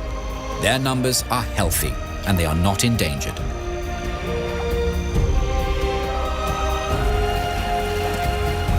American alligators are a rare success story in conservation terms. By the early 1970s, the population had been decimated by hunting and was declared endangered.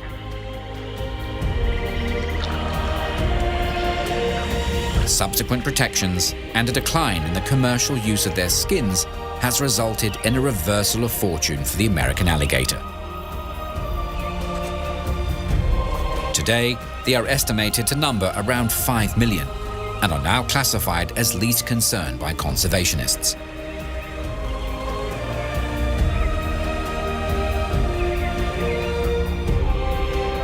Hopefully, in time, the efforts of dedicated conservation groups will pay off and see the struggling members of this order catch up.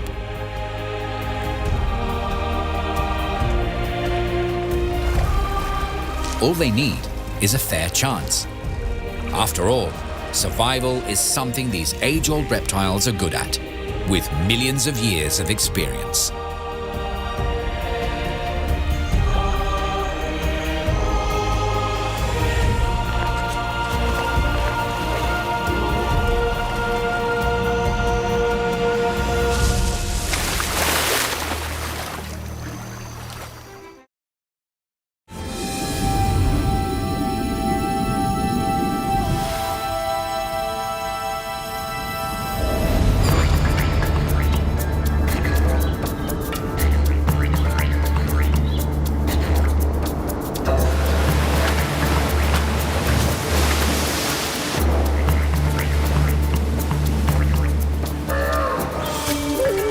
Kangaroos.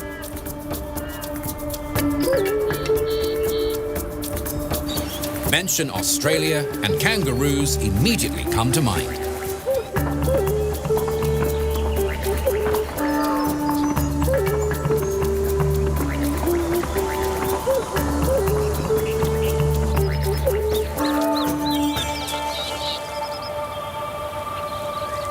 Bounding across the outback, they are the essence of the great southern land.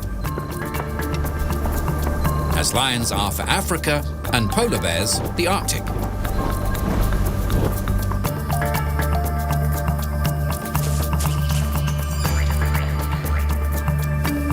For centuries, these iconic animals have been enjoying worldwide attention. Their undeniable appeal? Their unique appearance.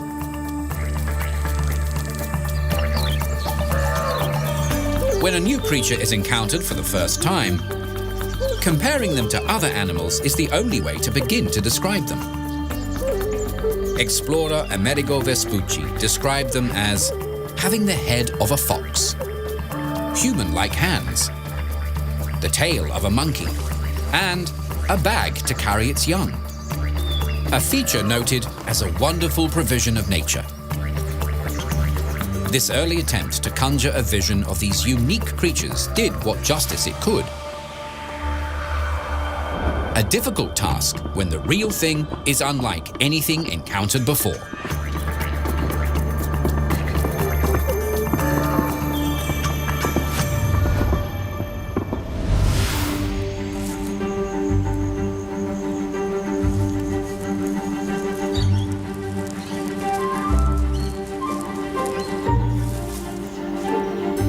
There are more species of kangaroos roaming the wilds of Australia than breeds of antelope found in southern Africa.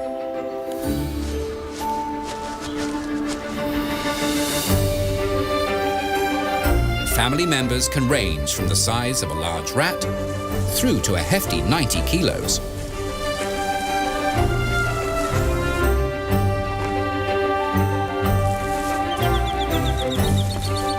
As for population, 46 million. That's the most recent conservative estimate for the number of large roos in Australia.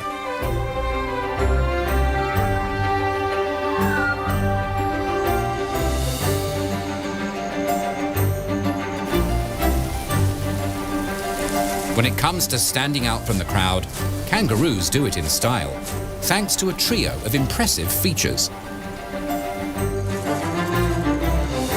Long hind feet, coupled with powerful back legs, plus a thick, muscular tail.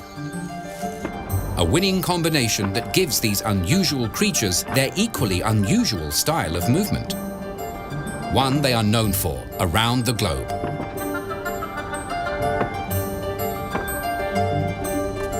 Kangaroos are the only large animals that use hopping as their main form of locomotion. Their nicknames celebrate their famous bounding gait. Females are flyers, and dominant males, boomers, the sound their feet make as they pound through the bush.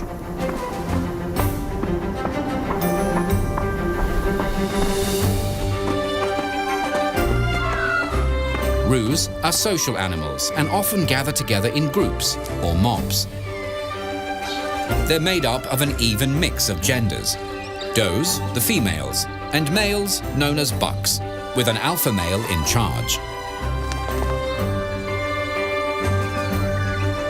Youngsters, in or out of the pouch, are known as joeys.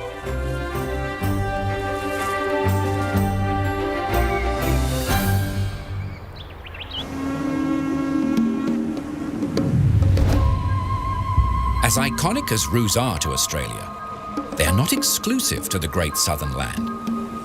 Kangaroos are found on another island to the north. The tropical rainforests of New Guinea host the vast majority of tree kangaroos, 8 out of 10 species. Looking like a cross between a lemur and a kangaroo, these macropods have adapted to an arboreal way of life. On the ground, they are slow and clumsy, but in the treetops, bold and agile.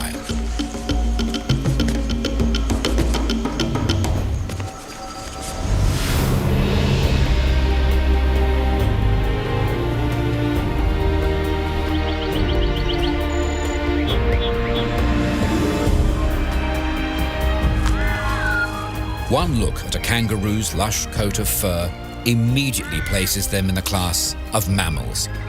The presence of hair or fur are not the only features that allow entry into this club. All members are vertebrates, with females possessing mammary glands, hence the name, mammals. These special glands produce milk, used to feed their young. In many ways, kangaroos are no ordinary mammals. They are, in fact, marsupials, named for the pouch or marsupium, where females carry their young. That wonderful provision of nature.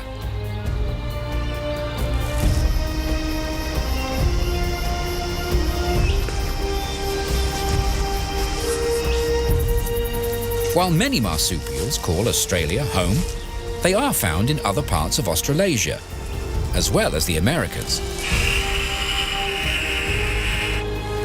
Kangaroos, however, belong to their own family, the macropod family. This term comes from the Greek meaning long foot.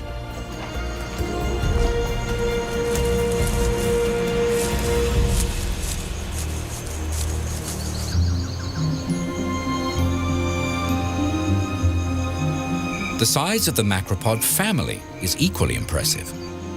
More than 50 species make up the clan, divided into three main groups.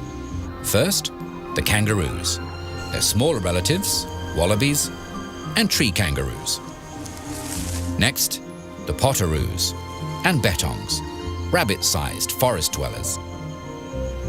Lastly, the musky rat kangaroo, the living fossil of the rainforest.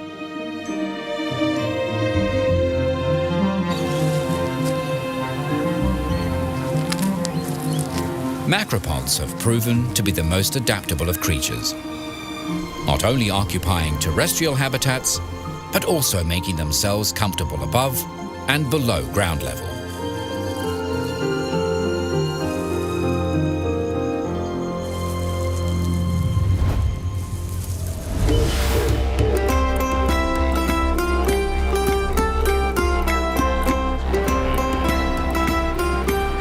As a group, kangaroos have mastered their environment.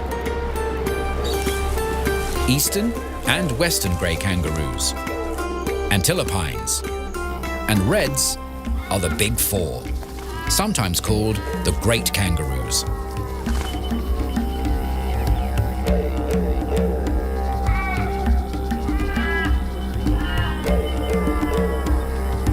Leading the pack size-wise is the red kangaroo. These iconic Australian creatures wave the flag for the rest of their lesser-known cousins. When upright, the average red stands at 1.5 meters. Males can grow much taller, up to 2 meters, and can weigh up to 90 kilos. Reds take first prize as the largest marsupials, not only in Australia, but the world. Females are much smaller, lighter, faster, and slightly confusingly, not red. The nickname Blue Flyer is a nod to their speed and their bluey-grey fur.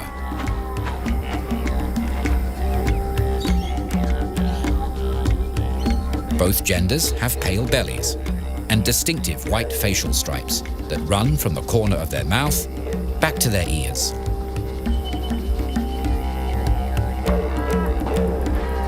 A red kangaroo's greatest asset is its tail. It acts like a fifth appendage, not only offering support, but also propulsion.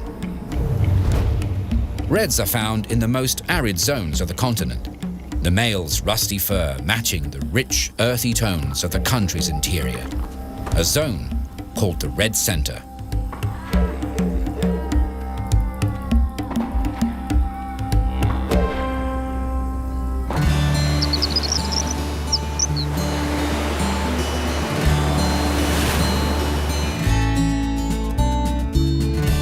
The next best known roo is the eastern grey, sometimes called the great grey kangaroo. As their name suggests, they have light grey fur. They are also identified by the dark-coloured tip on their tails. Compared to a red, they are not only shorter in stature, they also have smaller ears and pointier snouts. Plus, their coats are woollier. Eastern grey kangaroos live up to their name, distributed throughout the easternmost third of the country, as well as the island state of Tasmania. Eastern greys inhabit a wide variety of terrain. No strangers to the beaches and damp forests of the coastline, they are equally at home in grasslands and scrub.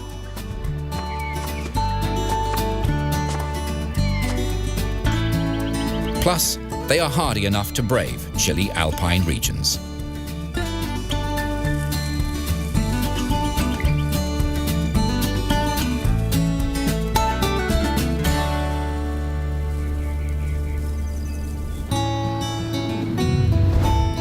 Across the southern and western reaches of Australia, their close cousins, the slightly smaller western greys, are difficult to tell apart, especially when their ranges overlap.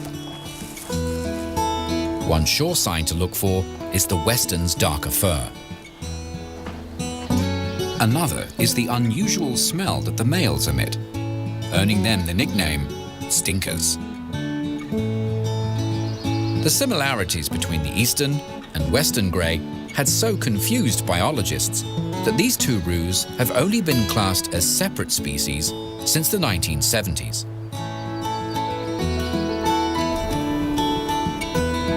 Kangaroo Island, off the coast of South Australia, hosts its own subspecies of these darkly furred macropods, aptly named sooties.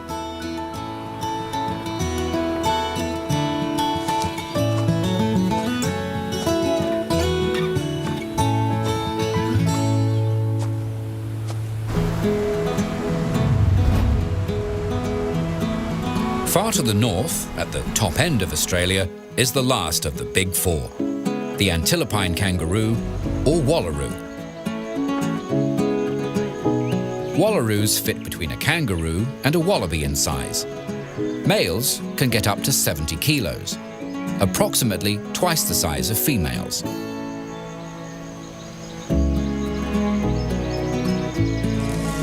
Hot, tropical conditions are no deterrent to the wallaroo mobs as they graze among the savanna and woodland.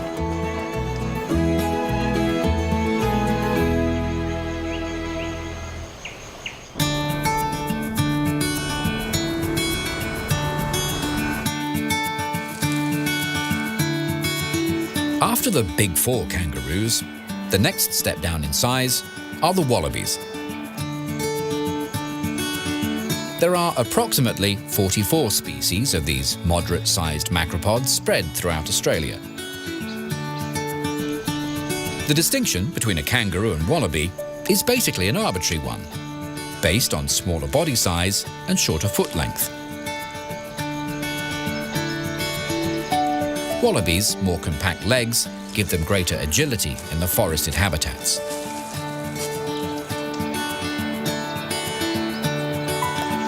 They enjoy a wide distribution, preferring more remote and heavily timbered areas, avoiding the semi-arid plains of the interior.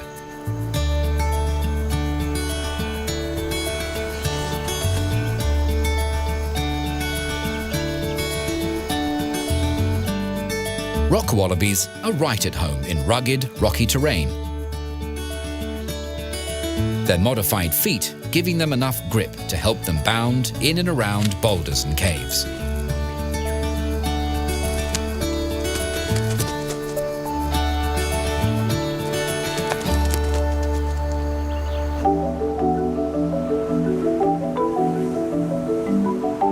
Found primarily on several islands off Western Australia, quokkas are another variant of wallaby.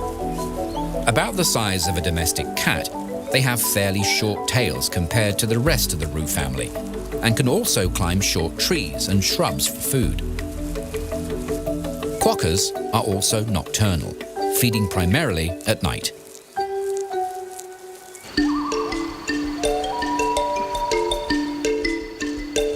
The 10 species of tree kangaroos are smaller again than the wallabies. Their bodies adapted for a very different lifestyle amongst the canopies.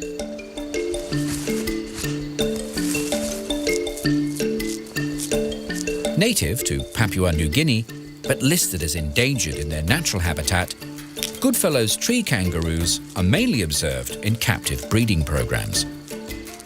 They have distinctive looks, with reddish-brown fur, golden faces and bellies, plus a pair of stripes running down their back. Decorating the base of each animal's tail is a unique pattern of rings. Male and female Goodfellows are similar in size, both averaging 8 kilos. The smallest of all is the Lumholtz's tree kangaroo, found in Australian tropical rainforests.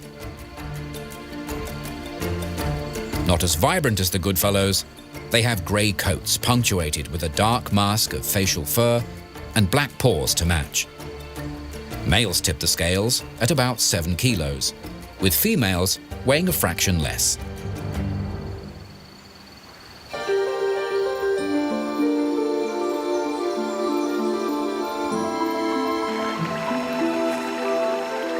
Back down on ground level is where the more petite macropods roam. Potoroos and bettongs average only 1 kilo. They are identified by their rat-like tails and longer snouts, and unlike kangaroos, like to live a solitary life. The forest understories and dense thickets of the east coast and Tasmania provide potoroos and bettongs with ideal environments.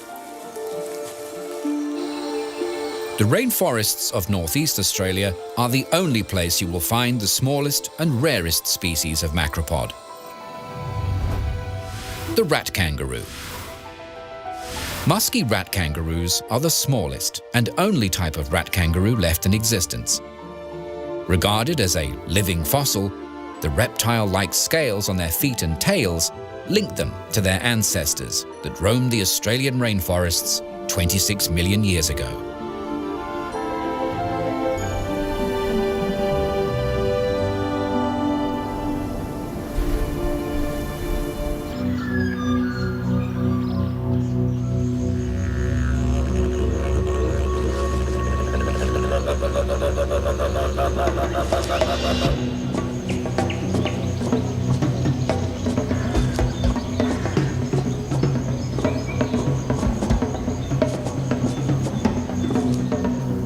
Every living thing has its own stash of special adaptations and survival skills.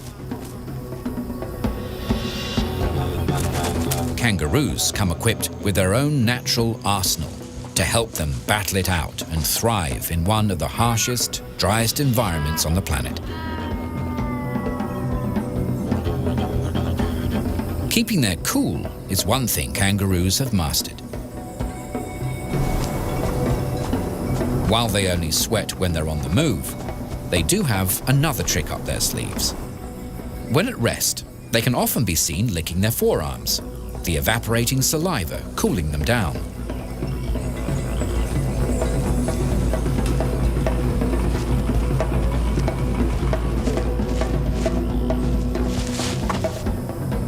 A kangaroo lazing in the shade is actually busy. By increasing their breathing rate to 200 pants per minute, they can expel lots of body heat.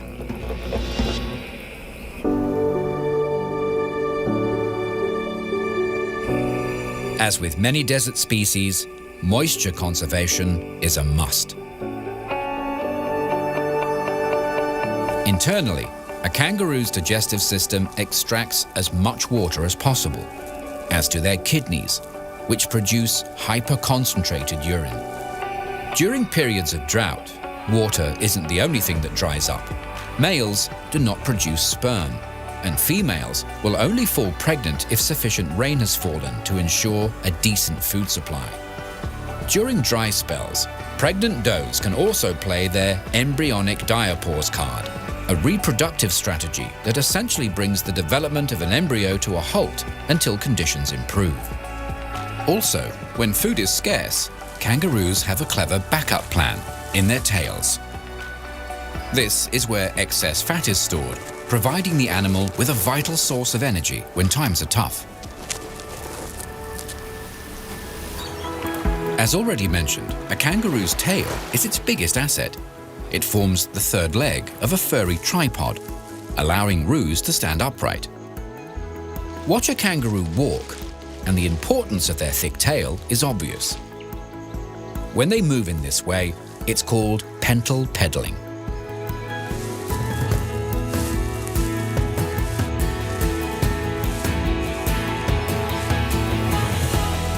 kangaroo's tail also plays an integral role in their famous hop.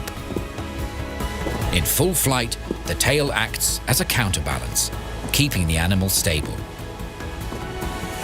At the same time, the tail's pumping motion also enhances the breathing process. Apart from being a fantastic sight, a kangaroo's hop is a marvel of energy efficiency. With each bounce, elastic potential energy is stored in their long leg tendons, making the following hops easier. Once they're on the go, it's a relatively effortless way to travel. Their long feet also contribute to this efficiency. By adding to the length of their legs, a roo's large feet give them greater leverage. When they need to go faster, they simply increase the length of their stride. They don't hop more often, they just cover a greater distance with each bound.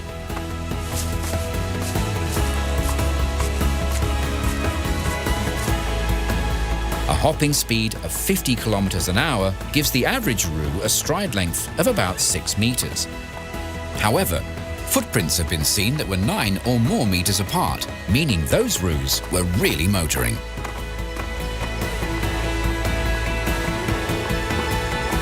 Hopping is not only a graceful way to trek the outback, it is also more efficient. Running at the same speeds, a kangaroo uses less energy than a four-legged animal.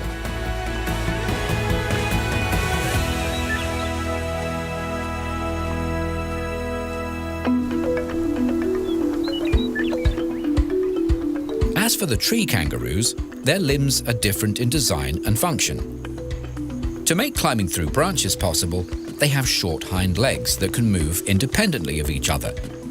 Their feet are shorter and wider than that of a terrestrial kangaroo. Plus, their padded soles and sharp, curved claws give them additional grip. Their tails are relatively longer, but are nowhere near as sturdy, merely offering a counterbalance to the animal as it crawls or leaps through the treetops.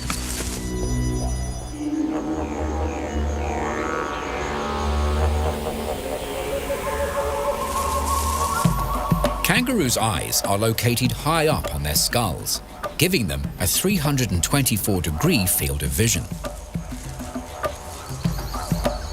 A roo's eyesight is on par with the sensitivity level of horses, cattle, and rabbits.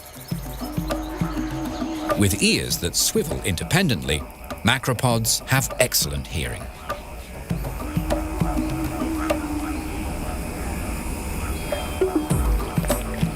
They also have a superior sense of smell, able to detect bodies of water or rain falling up to 20 kilometers away.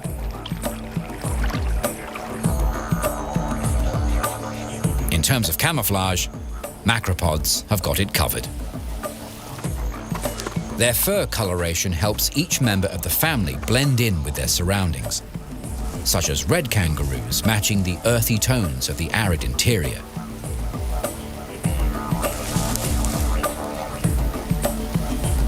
Greys are also well matched to the dry grasses and washed out colours of the Australian landscape. As for tree kangaroos, they avoid detection from above and below by exhibiting what is known as countershading. Seen from above, their dark fur hides them. Viewed from below, their pale bellies match the light streaming down through the forest canopy, thus allowing them to disappear in plain sight.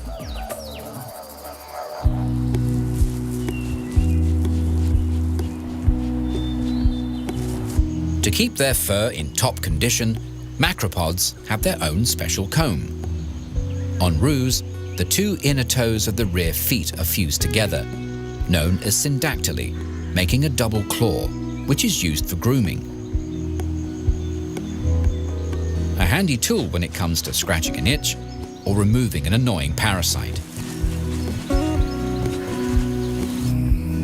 From top to toe, the kangaroo certainly is an impressive collection of ingenious adaptations.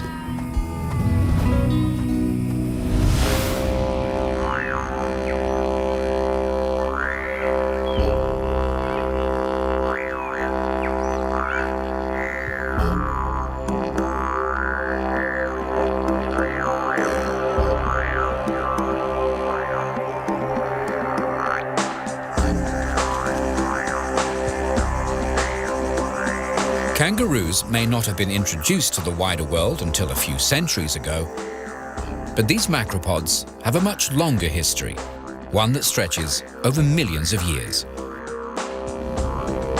Researchers believe ancient South American marsupials made their way to Australia via Antarctica more than 80 million years ago, when the continents were all connected, making up the supercontinent of Gondwana.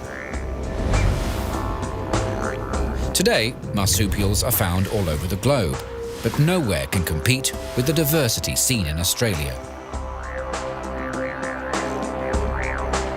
A lack of predators seems to explain the marsupial boom enjoyed in the Great Southern Land.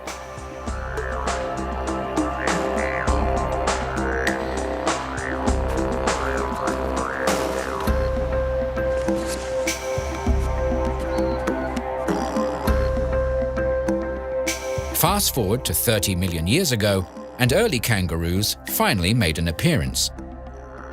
Known as short-faced kangaroos, these ancient creatures were triple the size of the largest macropods seen today. As time passed and conditions changed, so did the roos. Fossil evidence shows changes in the shape of their teeth and skulls, drier conditions forcing them from a diet of soft forest leaves to tougher foliage and grasses. The anatomy of their feet changed as well, causing them to gradually swap their upright walking gait to a hop. By gradually remodeling their ankle design, kangaroos were able to actually take a great evolutionary leap forward. The trend of bounding along took another 15 million years to take hold. While short-faced kangaroos and modern species lived alongside one another, the giants disappeared about 30,000 years ago, leaving their smaller counterparts to continue the family line. Today, the closest relatives to kangaroos are their fellow marsupials, such as koalas, possums, and wombats. They are all diprotodonts, meaning two front teeth. This family trait comes in handy at mealtimes. A pair of large incisors jutting out from their lower jaw helps slice through vegetation.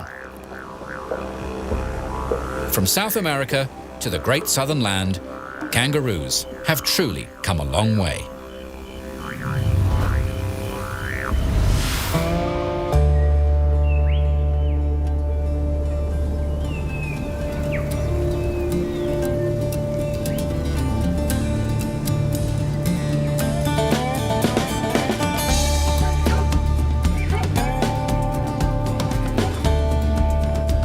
Some members of the animal kingdom choose to go it alone, but not the kangaroo.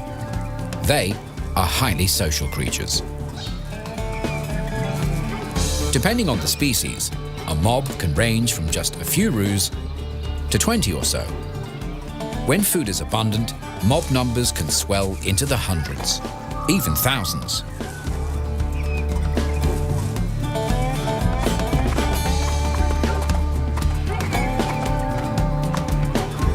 With eastern greys, a mob is comprised of females and their young, plus a few mature males. Only the alpha male, the boomer, has breeding rights. As females are able to produce year-round, the boomer is kept busy, watching over the does to see if they are in season, and keeping the other males in the mob at bay, asserting his dominance and rising to any challenge. Should any of them dare to test the boomer, he has a few ways to keep them in their place.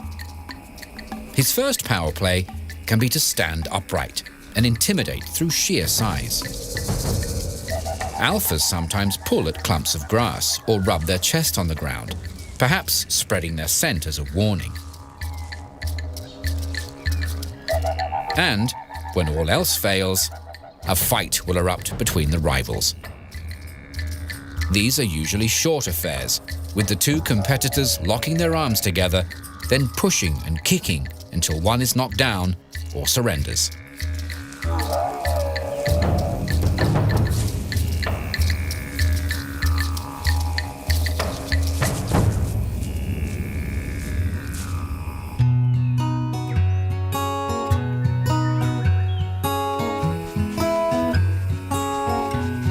Nose touching and sniffing is a common form of greeting between males and females.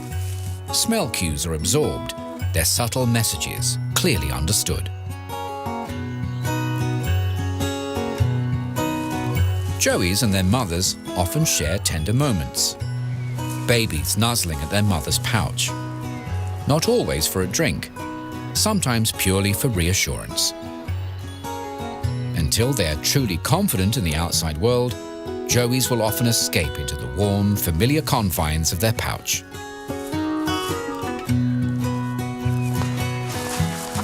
Like many young animals, Joeys can't resist a good play fight, tussling amongst themselves, and sometimes the cheekier ones take on their mums.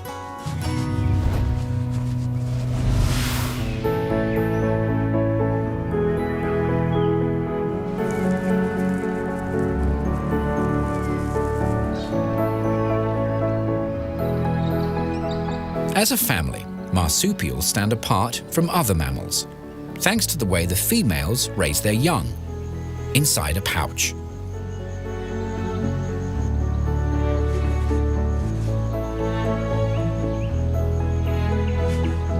Marsupials come into the world after short pregnancies. In kangaroos, the average gestation period is about a month. Inside the pouch, the joey latches on to one of the 4 teats on offer, fueling its ongoing development with the doe's milk. Starting out at roughly the size of a jelly bean, weighing just 1 gram, the joey quickly grows, the fat content of the mother's milk increasing to match the rising energy requirements of the developing youngster.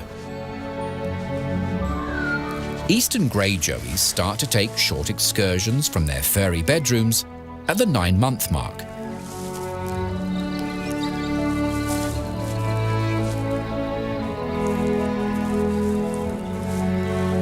Eight weeks later, they're out for good, but continue to enjoy a suckle. Some do attempt to move back home, but a pouch can only stretch so far. By the time an Eastern Grey is 18 months old, it is weaned and fully independent. In comparison, red joeys emerge from the pouch when they're 8 months old. These youngsters then stay at foot, nursing from their mother for another 3 or 4 months.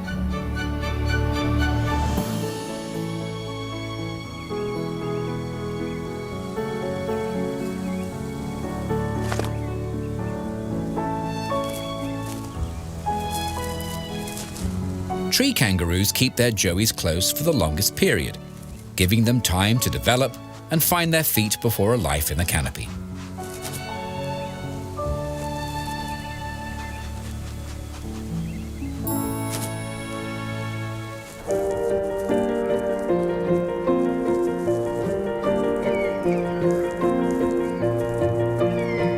Food-wise, joeys can sample their first solids while in the pouch.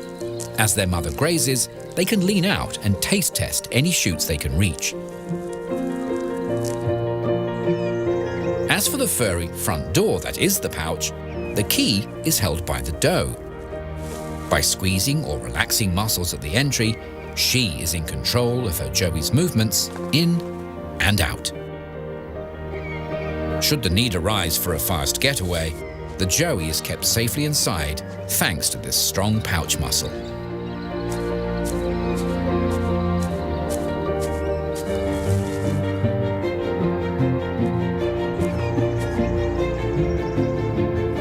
When conditions are good, kangaroos can breed year-round, with summer often seeing a peak in births. Females can also have 3 youngsters at the same time, one out of the pouch, another developing inside, with a 3rd embryo in a special pause mode in the womb, where it waits until the pouch is vacated. The multitasking doesn't stop there. While this is happening, she is also manufacturing 2 types of milk, one suitable for the newborn and another mixture perfect for the older siblings' needs. Young female kangaroos tend to reach sexual maturity earlier than males. Red does only need to be 18 months to 2 years of age to start raising their own joeys, while the males have to wait at least another year before they can start to try. In reality, red bucks aren't really up to the challenge until they're 7.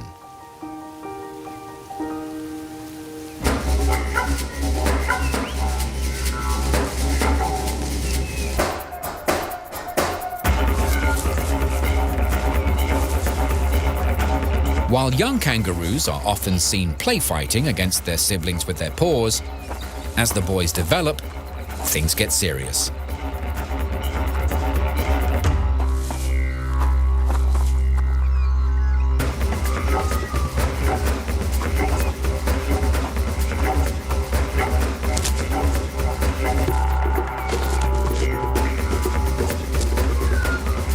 Their paws aren't the only appendage that can pack a punch.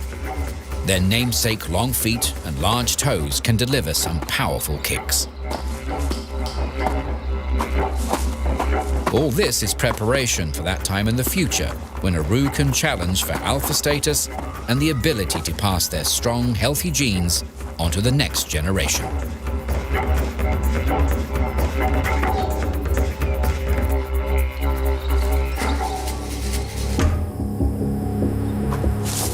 Fully grown roos have few native enemies. Dingoes are opportunistic hunters and will take joeys or smaller roos given a chance. The size of an adult and the size of the mob is usually deterrent enough against them. Eagles might take an unlucky joey caught outside its mother's pouch.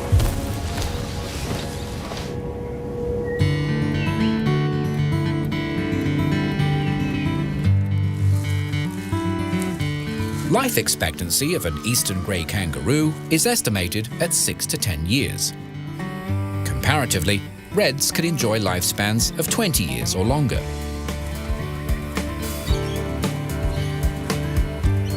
In the macropod world, longevity does not discriminate when it comes to size. For instance, pint-sized quokkas can enjoy life to the full for up to a decade.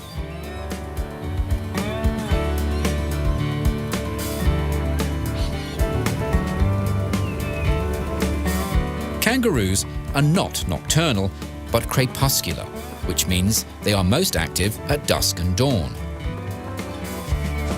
While not territorial, they do have home ranges. In their search for food, eastern greys only tend to roam about 20 hectares. In comparison, western greys travel 5 times that to meet their needs. Living in drier, sparsely vegetated regions, reds bound even further afield, scouring 7 times the area that greys need to fill their bellies.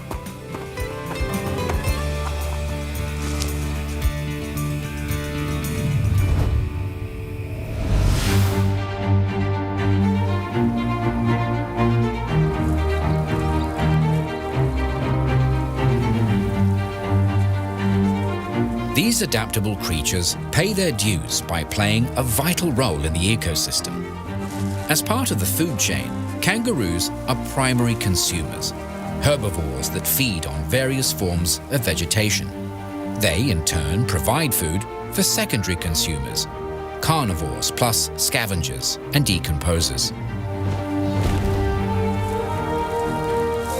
Thanks to their dietary habits, kangaroos are like gardeners.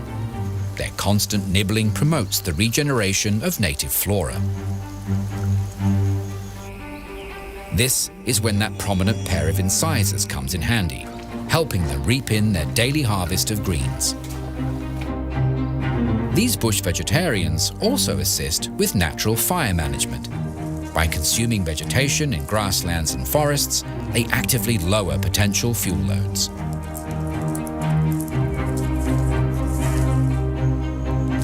Potoroos have a diverse diet including roots, tubers, fruits, herbs, grasses, insects, and fungi. Their eating habits play an important role in forest health through the distribution of fungi that assist trees in fixing nitrogen.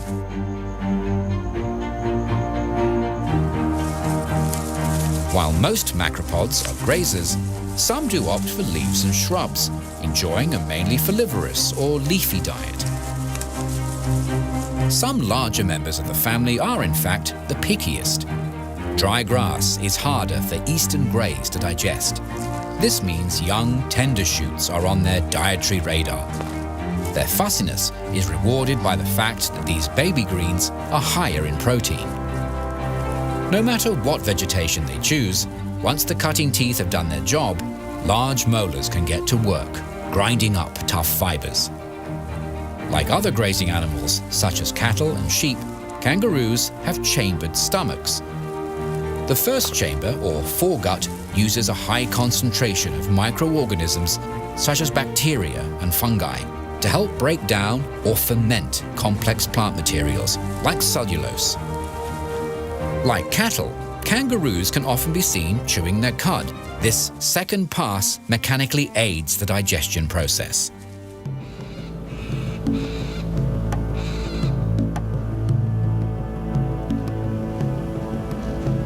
During times of drought, their natural water conservation skills do come into play, allowing roos to go for extended periods without drinking. Living in dry conditions, kangaroos obtain most of the moisture they need from their food. That doesn't mean they don't drink.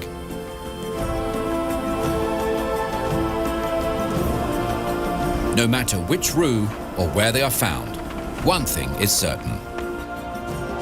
The outback wouldn't be the same without these magnificent creatures bounding gracefully across the plains.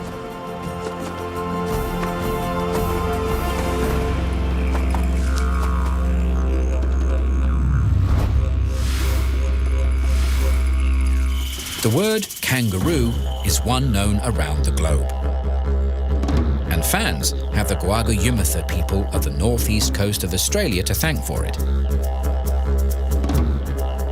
Captain Cook, the British explorer, recording this snippet of their language in 1770 while his ship the Endeavour was undergoing repairs. What started as Kangaroo has been anglicised to become kangaroo. Kangaroos are held in high regard by indigenous people for cultural, spiritual, and social reasons. For some, they are a totem, an animal believed to be an ancestral relation. This special bond coming with responsibilities, such as the protection of these sacred creatures. The respect felt towards kangaroos has been recorded over time through art, dance, ceremonies, and traditional Dreamtime stories. While they continue to be a food source, kangaroos are seen as spiritual warriors and worthy opponents. Their high stature has continued into modern times, a red kangaroo taking pride of place on Australia's coat of arms, sharing it with the emu. As neither native animal can move backwards easily, they were chosen to symbolise progress, always moving forwards.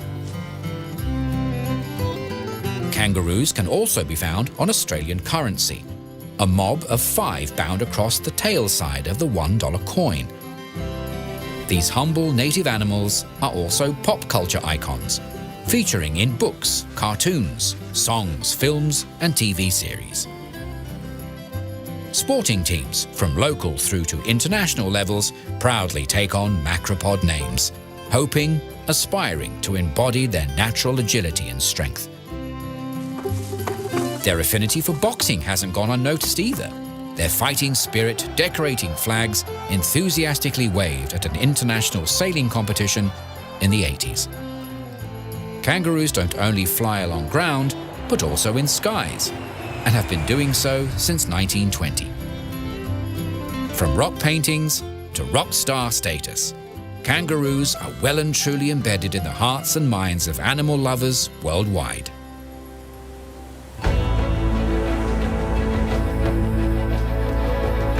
In a region that boasts a multitude of unique wildlife, kangaroos are one of the most prominent, not only because of their good looks, athletic prowess, and engaging behaviors, but also due to their abundance.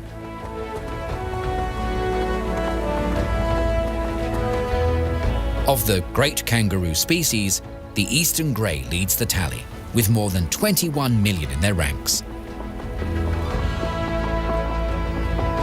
Great news from a conservation standpoint. None of the 4 large roos are considered endangered.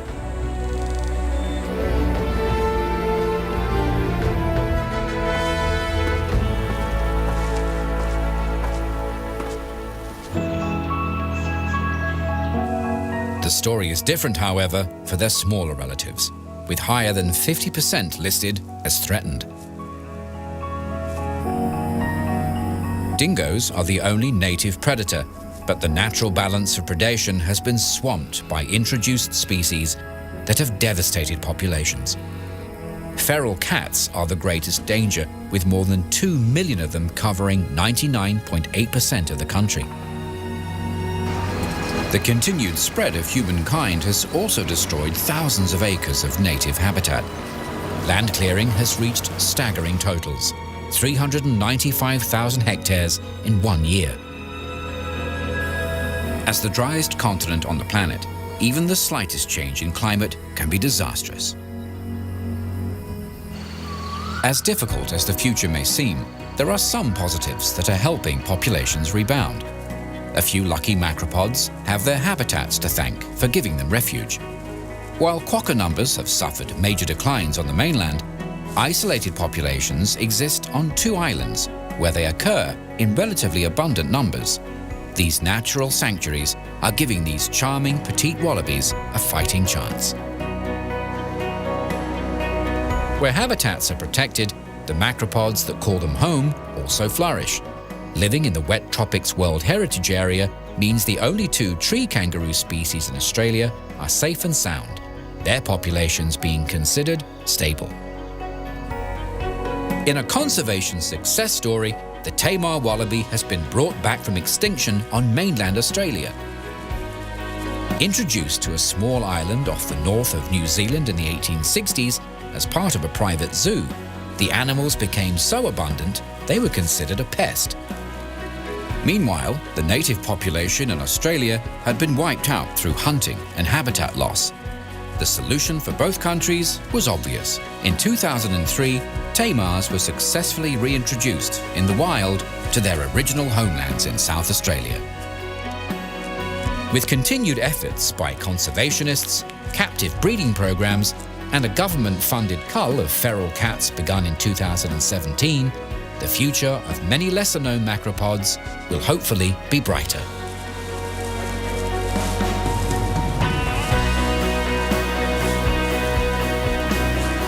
The wider world may have only been aware of kangaroos for a few hundred years, but in that relatively short time, these unusual marsupials have become firm favourites.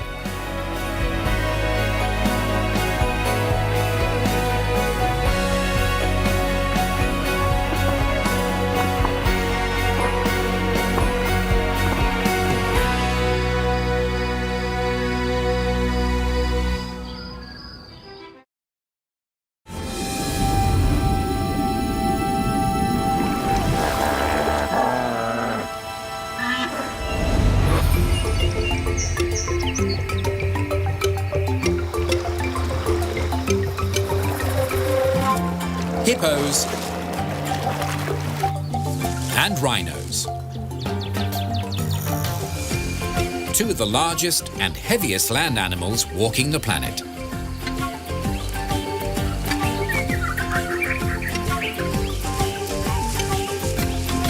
While they both have thick skin, each beast has distinct features. The crowning glory of rhinos are their formidable horns. It's these growths that give them their name. Rhinoceros, from the Greek, means nose-horned. Found in both Africa and Asia, there are 5 different species of rhinoceros. All are able to reach or exceed a ton in weight. On land, only elephants are bigger.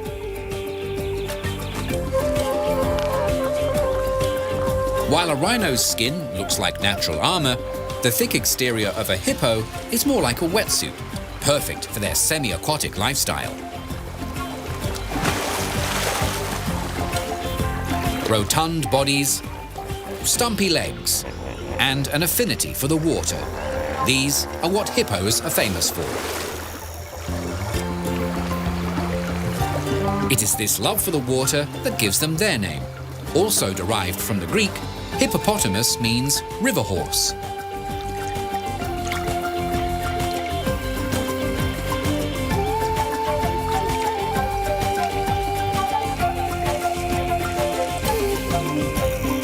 What were once grouped together as pachyderms, hippos and rhinos are now recognized for their fascinating differences. Unique characteristics that go much deeper than their substantial exteriors.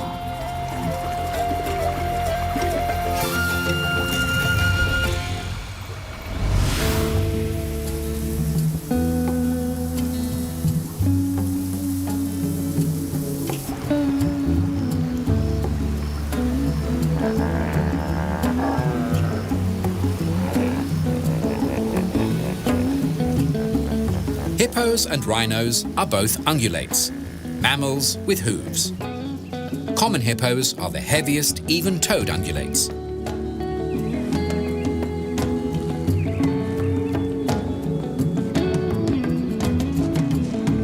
Rhinos are the biggest odd-toed ungulates. As fellow mammals, they are all vertebrates, animals with a backbone. Hair is another mammalian trait. On hippos, it's only seen around their mouths or sprouting from the end of their tails.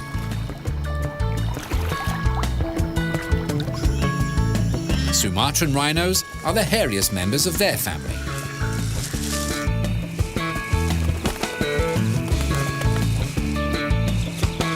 Female mammals give birth to live young that suckle on milk. Baby rhinos and hippos are both called calves.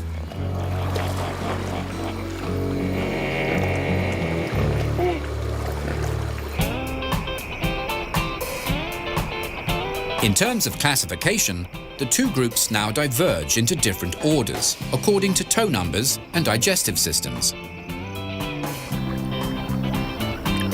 The artiodactyls, which translates to mean even toes, are a large order with 220 species. These mammals digest their food in one or more stomach chambers. Hippos branch off into a family of their own. Rhinos are perissodactyls, a comparatively small order of about 17 species. These mammals have 1 or 3 toes and break down plant materials using hindgut fermentation. The rhino family has 5 species with varying numbers of horns. Many animals have horns, but not all horns are the same. The pairs seen on a bovine, for example, have a bony core, while those adorning a rhino's snout don't. Their horns are actually made of compacted keratin, the same fibrous protein that hair and hooves are comprised of. Like hair, these daunting projections continue to grow throughout the rhino's life. Scientists have scanned rhinoceros horns and shown the cores contain calcium and melanin, which give them strength and UV protection. As the horns grow larger, they have a tendency to curve towards the animal's head, because the keratin in the front grows faster.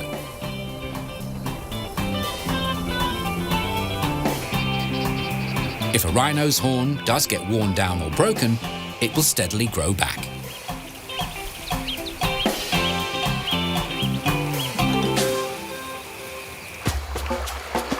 Growing is something common hippos excel at. Spending time in the water relieves their bodies from the strain of their vast size.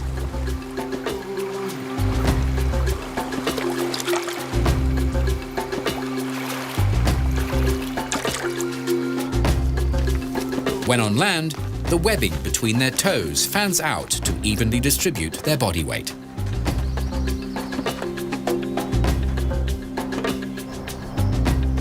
The anatomy of their four-toed feet gives hippos excellent balance, allowing them to safely waddle on dry ground.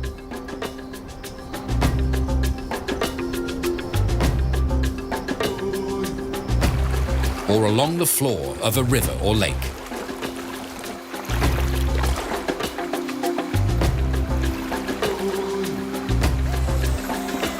While all mammals need to breathe air through their lungs, mature hippos can hold their breath and stay submerged for 5 minutes or longer.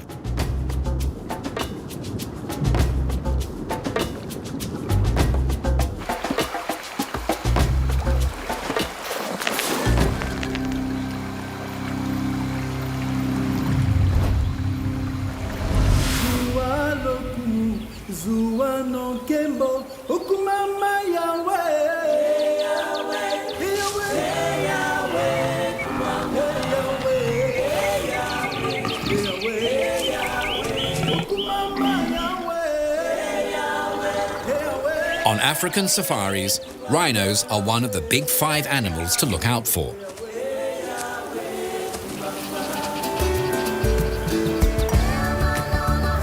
As an added bonus, this continent boasts 2 rhinoceros species. Southern Africa is home to the white rhino, while the smaller black rhino has patchy distribution in eastern and southern regions.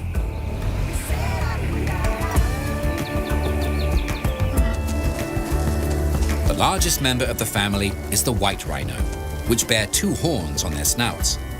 A typical male or bull can stand 180 centimeters tall at the shoulder and weigh up to 2,500 kilos. The largest on record weighed a further 2 tons. Females, known as cows, are shorter and lighter.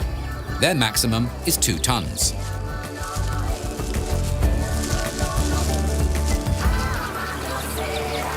Their names are deceiving. Both are dark grey in colour. White rhinos are also known as square-lipped rhinos. One look at their mouths explains this. They are the perfect shape for grazing. The front horn typically measures 90 centimeters in length. On females, they can extend further. One final feature that helps white rhinos stand out are their impressive shoulder humps, a massive muscle to support their large heads.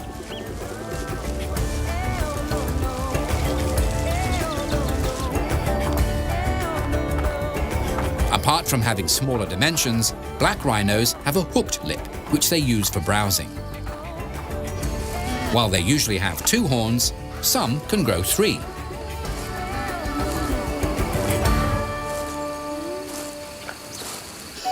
From Africa to Asia, which hosts 3 species.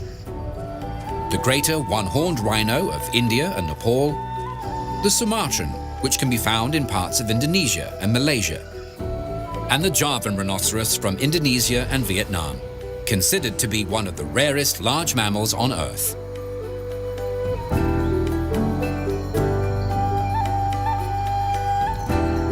In terms of size, greater one-horned or Indian rhinos are second to the white rhinoceros.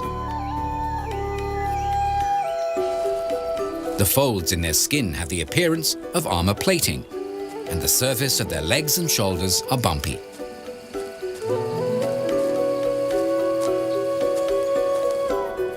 Their single horn can grow up to 1 meter long.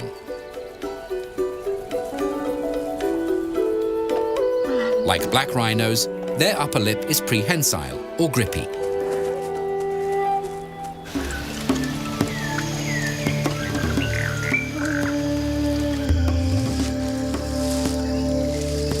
Compared to their Indian relatives, the Sumatran species is roughly 1/3 of their size. Sumatran bulls reach heights of 150 centimeters and tip the scales at a comparatively petite 800 kilograms. Sumatran rhinos also have grippy upper lips.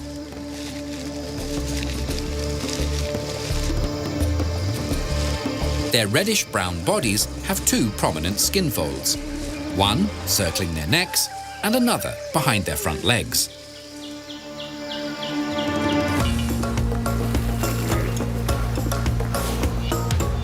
Hippos are a family of extremes.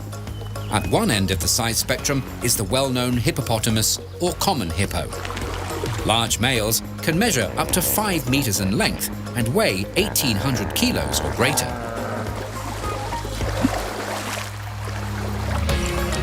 The only other species is the pygmy hippo, which are roughly half as tall and a quarter the weight of their cousins. While they both reside in Africa, pygmies are found in the West, with commons inhabiting eastern regions south of the Sahara. Body size isn't the only factor that separates these two family members. Hippos live in grasslands, spending their days in clear, still water. In contrast, their rare pygmy cousins reside in humid forests. As for water conditions, the swampier, the better. Compared to common hippos, they have sleeker bodies, with smaller heads, narrower mouths, and longer legs. Overall, a better design for getting around dense vegetation. In both species, bulls are larger than cows. On average, the differences are modest, but with common hippos, males can be double the weight of the females.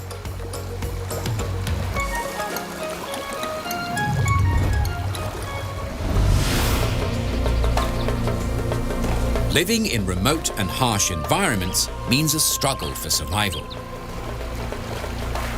To help them succeed, both of these creatures have their own innovative range of adaptations and skills. Living in warm climates, keeping cool is a major concern. Hippos can't sweat, a good reason why these river horses never stray far from water. While they spend a great deal of their time in it, they never actually swim. They can't. Instead, they walk. It's a well-hidden talent. When a hippo submerges, they sink the whole way down. Then, they stride along the bottom. To glide faster, hippos can use their toes to push off objects on the floor.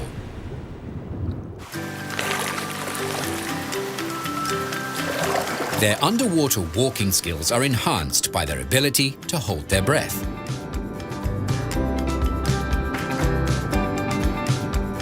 Hippos can see well below the surface, as they have a clear membrane that covers and protects their eyes, like goggles.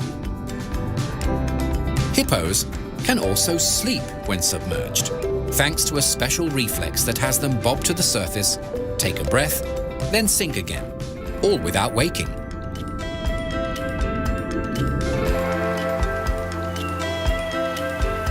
When they are conscious, hippos can enjoy long, safe soaks.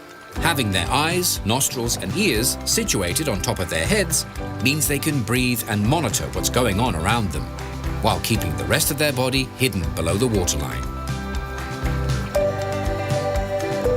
To remain watertight, the ears and nostrils on a hippo have muscles that pinch them shut. When they resurface, these open. The spray from their exhale is like the mist from a whale's blowhole.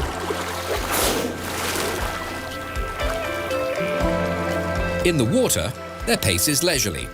On land, hippos can, despite their bulk, break into a run if needed, achieving speeds of up to 23 kilometers per hour.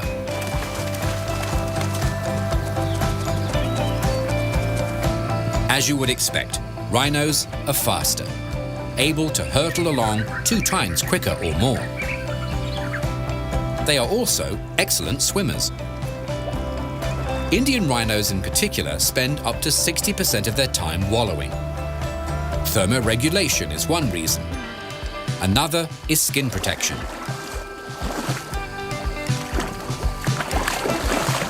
Water means mud, and a thick layer of mud keeps insects at bay and works like sunscreen. Their skin might be thick, but it is sensitive and needs care. Hippos have the same problem. Water and mud work for them in the same way. Plus, when they do come ashore, they secrete a red substance that moisturizes their skin. Known as hipposudoric acid, it is thought to have sun-blocking and antiseptic properties.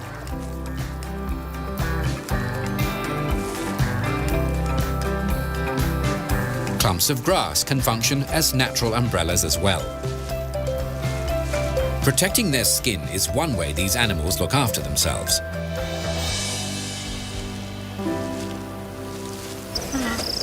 Another way is through self-defense, a skill both of these vegetarians excel at in their own unique ways.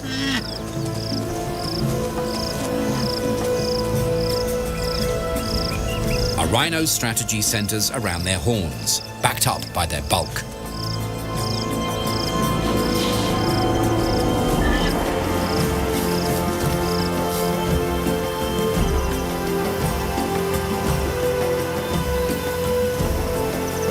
If threatened or provoked, they will charge, head down, and attempt to gore whatever is in their path.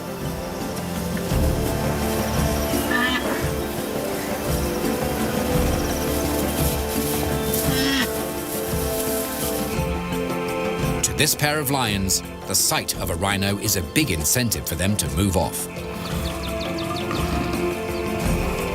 Despite the fact it has been dehorned.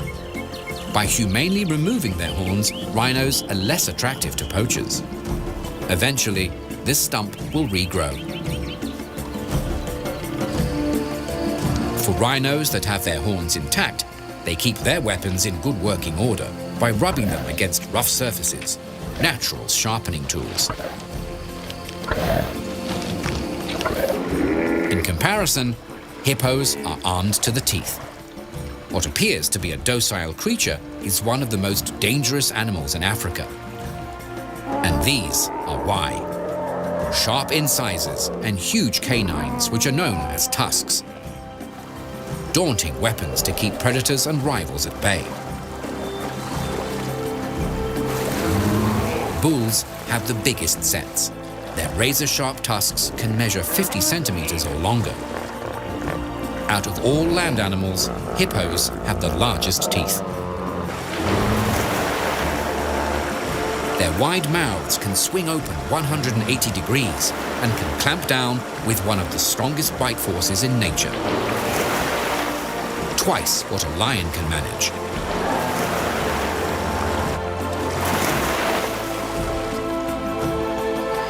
When a hippo appears to be yawning, it's actually a threatening gape.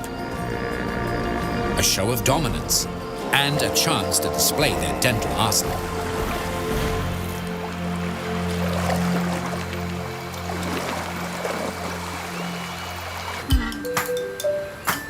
While hippos have keen vision, rhinos do not. They make up for it with their other senses, like sharp hearing. Rhinos' cup-shaped ears can rotate in response to interesting noises to better absorb the information.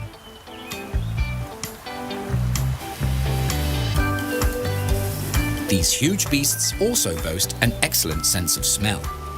Each nostril has a coin-sized patch packed with millions of sensory cells that can detect the faintest odors. The largest area in a rhino's brain is the olfactory center, the region in charge of perceiving smells. Proof of its importance to a rhino's existence.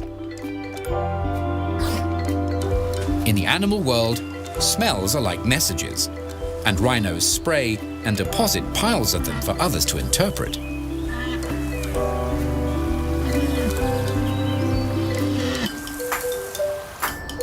Each animal has a signature scent.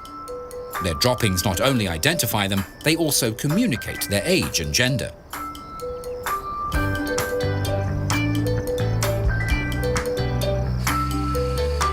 In addition, dung heaps can act like flags, marking out territory.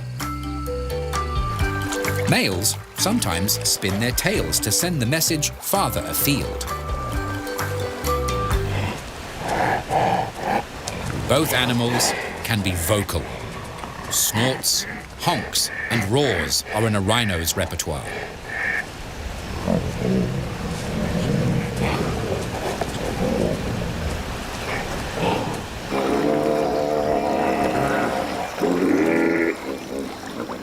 Hippos are notably loud as well.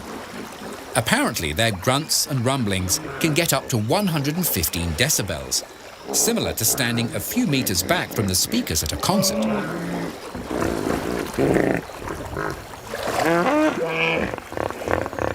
An awesome talent. Not that either of these impressive animals has a need to grandstand.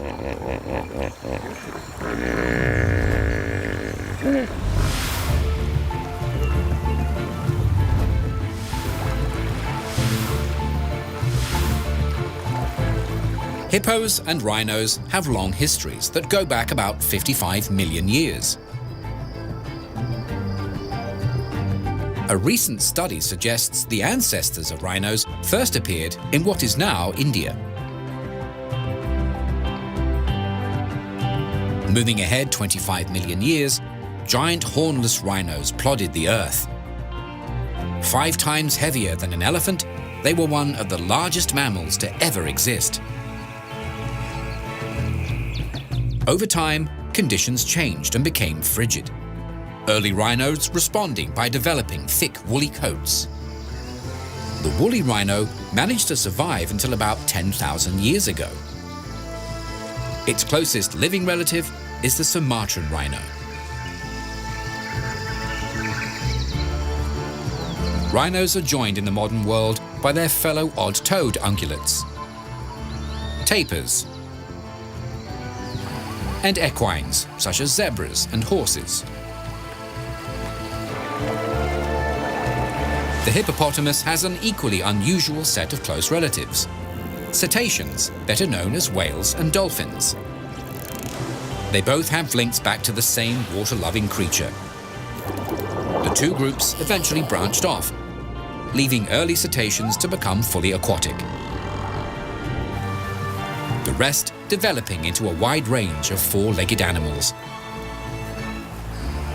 There is a big gap in their fossil history, but according to a recent study, the rest of the hippo's line, about 37 genera, died out roughly 2.5 million years ago. While their larger counterparts have been known about for centuries, the reclusive and nocturnal forest-dwelling pygmy hippo was unknown outside West Africa until the 1840s.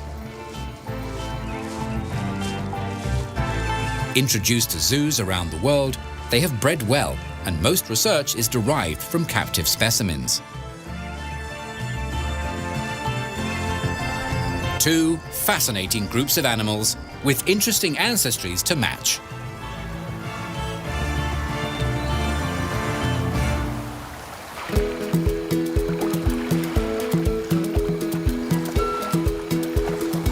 On the surface, these thick-skinned beasts might seem similar, but they all display their own distinct behaviors. For example, rhinos are usually solitary creatures. Territory is everything to these large mammals, and once established, they're reluctant to share it. Both males and females are fiercely protective of their space.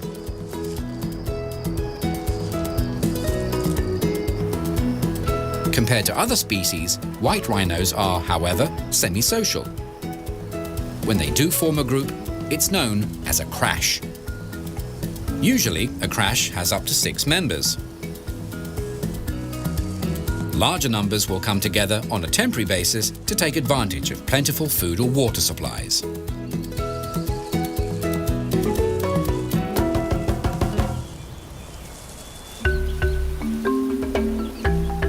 Groups of mothers and calves are often seen roaming together, especially in areas where large predators exist.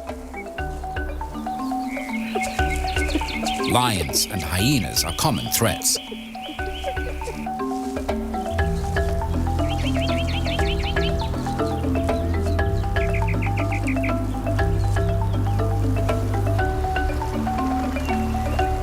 In terms of social behavior, common hippos are civil, tolerating each other's company. These groups are known as pods, or bloats. Within a pod, genders tend to wallow with each other. The closest bonds formed amongst hippos are between females and their offspring. When on dry land, hippos are largely independent, usually foraging alone. Mature hippos don't rely on each other for protection, because as adults, these large mammals have no predators.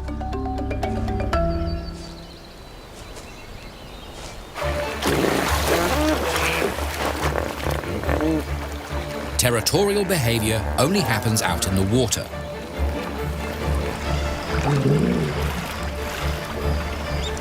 A dominant bull will rule over a small section of a river with about 10 females in residence. Juvenile males are allowed passage as long as they are submissive to the reigning bull.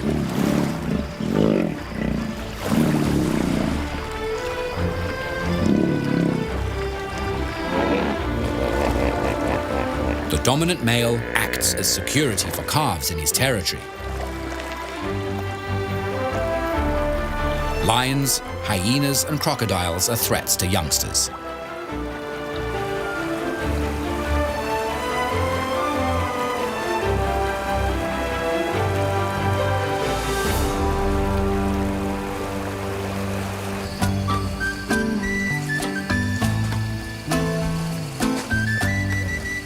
Living in warm climates, activity levels are lower during the middle of the day for rhinos and hippos.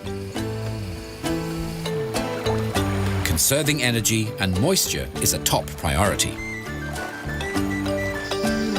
Wallowing in water and mud are popular ways to get through the hottest hours.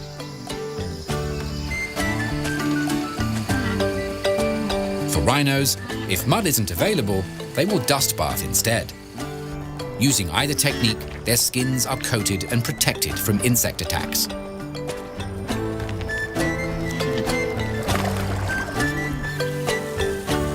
Another way these animals get rid of parasites is by forming partnerships with birds. It's a mutually beneficial arrangement. The birds get a free meal, the beasts have their skin picked clean. It's what's known as a symbiotic relationship.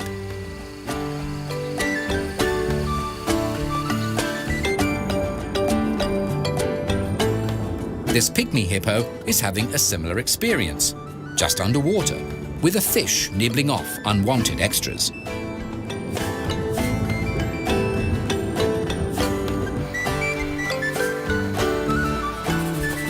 Elsewhere, a bird is taking advantage of a common hippo's hospitality, using it as a roost to launch off should a meal swim by.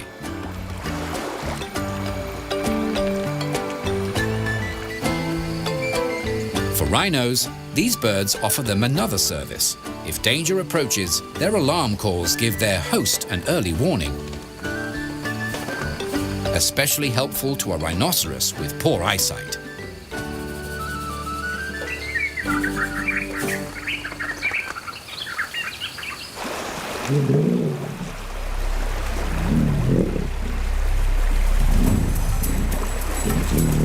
Hippos are known for their aggressive behavior. It escalates during the dry season when there's less water, making things crowded. Competition for breeding rights also causes scuffles amongst male rivals.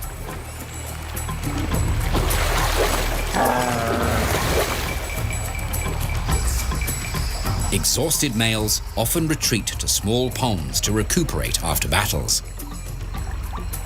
Slashes and bite marks from these tusk duels are common. Hippos secrete a kind of gel from glands under the skin, which helps keep their skin moisturized, but also has some antiseptic qualities that aids the healing process of wounds.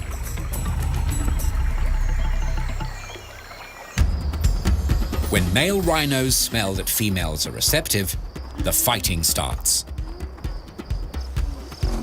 Often the displays are pure bluff.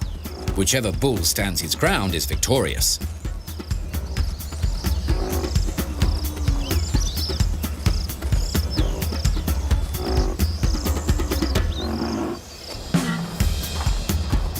Stubborn males will follow through, clashing horns until one concedes through exhaustion or from injury. When the battle is over, the real chase begins, with females only interested in pursuing beaux that have proven themselves worthy. In the wild, love is a harsh battlefield.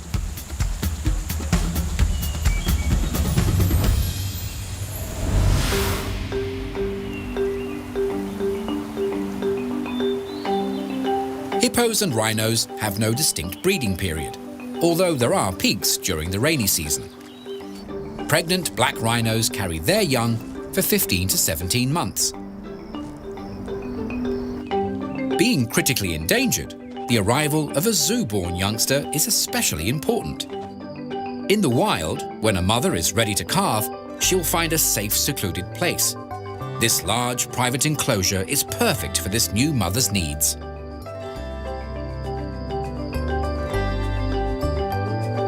It's a fast exit with a soft landing. Her mothering instincts kick in quickly. Rhino pregnancies usually bear a single calf. Newborns range between 35 and 50 kilos. Within a few hours, the calf is able to muster the strength to stand up. And then, it's time to explore. Then rest. Never far from mum.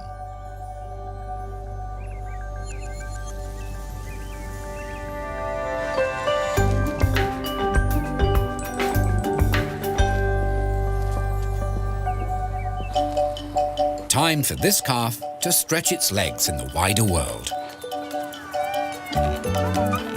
Those small limbs have a lot of growing to do, but the calf is managing to keep up with her pace.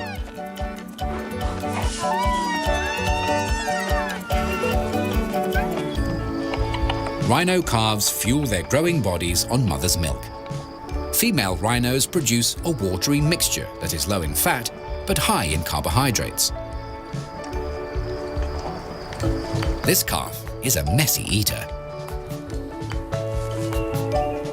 At this early stage, their horns are slight bumps. For the nursing mothers, this would be a relief, not to have a sharp snout constantly nudging into her belly. After 2 months of suckling, this calf is progressing well. From this age, baby black rhinos begin to wean off their mother's milk and start on solids.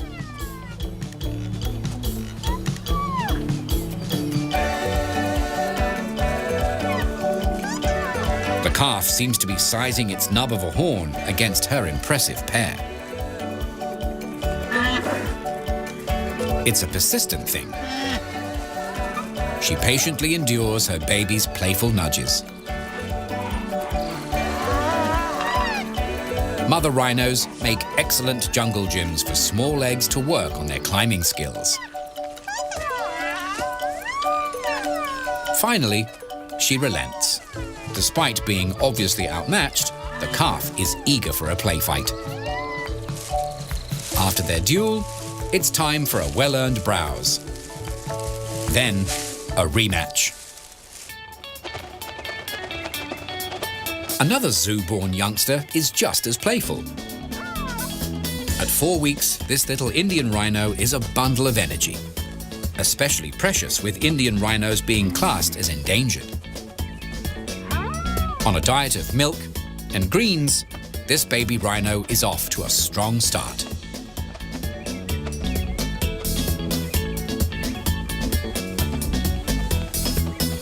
Even at this early stage, the calf's skin folds look like plates of armor. But nothing says safety like a 2-ton security guard.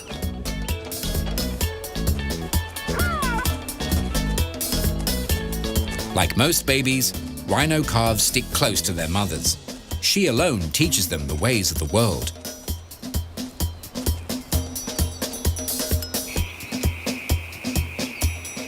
Juvenile white rhinos stay with their mums until they're about 2 or 3.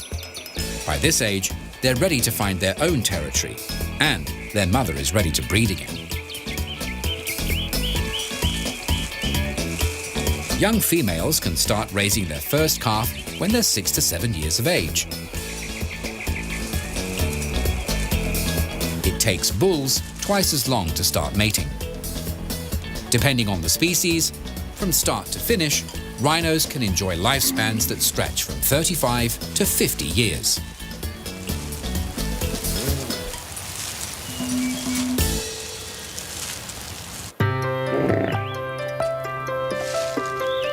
Hippo mothers can give birth on land or in the water. A single calf arrives after a 10.5-month gestation period. At birth, these hefty babies can weigh up to 55 kilos.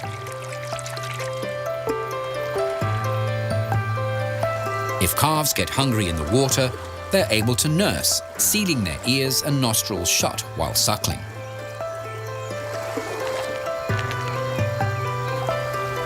Calves and mothers enjoy a close relationship. These affectionate pairs are often seen cuddling.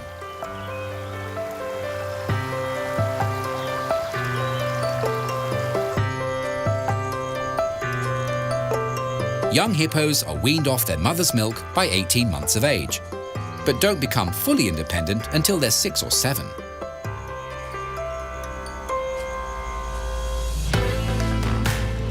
Juvenile males leave their birth pod to establish their own territory, while the girls stay with a group of females. When conditions are favorable, common hippos can survive for 40 to 50 years. A long life in the wallows.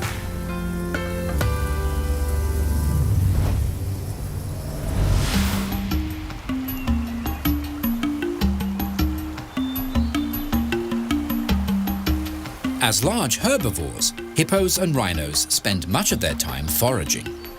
Black and Asian rhinos are browsers, using their grippy lips to grab and tear off leaves, twigs, and branches. In comparison, white rhinos are grazers. Using their wide, flat upper lips, they mow their way through their habitat. These massive vegetarians usually rove around savannas, open woodlands, and sometimes dense forests.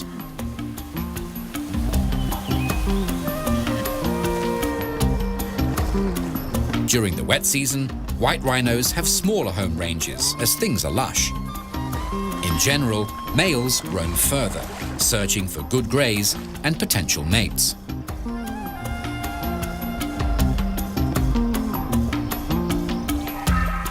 Rhinos never stray far from water, as they need to drink throughout the day. During harsh times, they can go without for several days, surviving on the moisture in their food.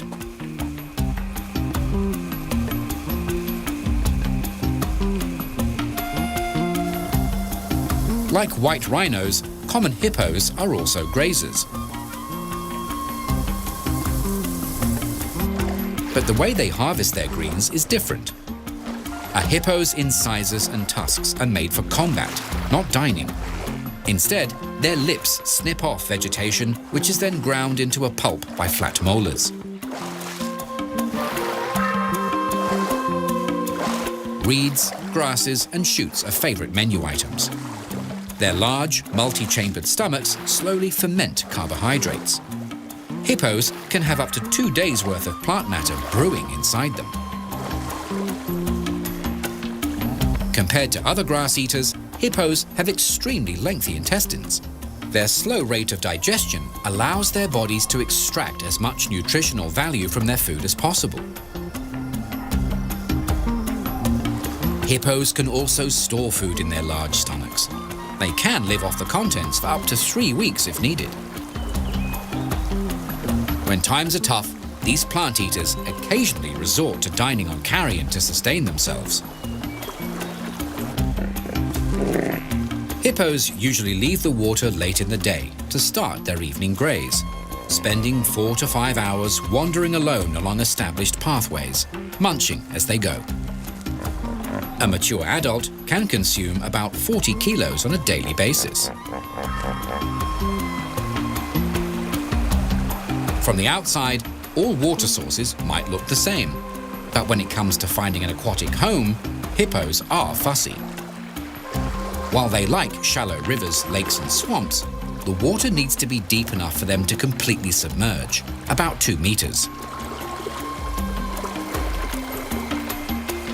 Muddy banks are a must for keeping cool while resting.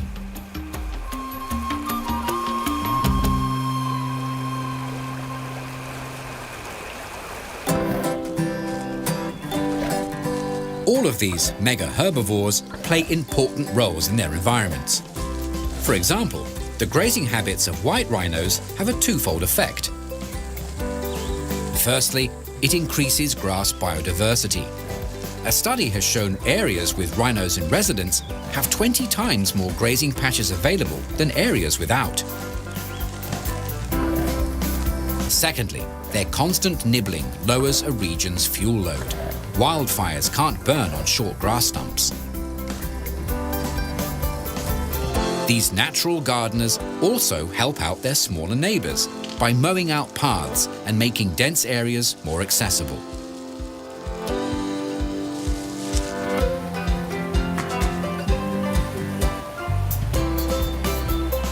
In addition, hippos are good at cutting laneways. Their heavy plodding gradually forms grooves. During the rainy season, the tracks they carve out enhance water flow and lead to the creation of additional pools.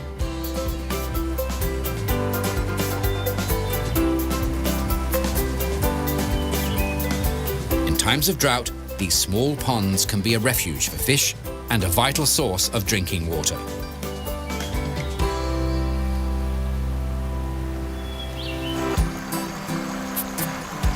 Another way hippos and rhinos enrich their habitat is by making generous deposits, spreading fertilizer and seeds on their travels.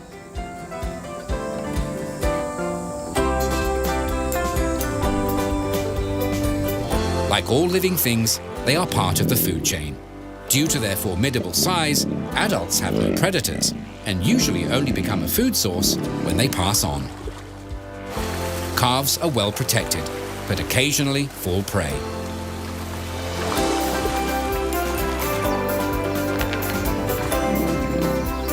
Hippos and rhinos, two massive, vital players in the web of life in their parts of the globe.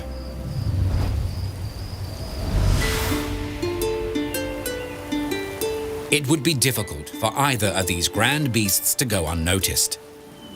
Over the centuries, they've made lasting impressions.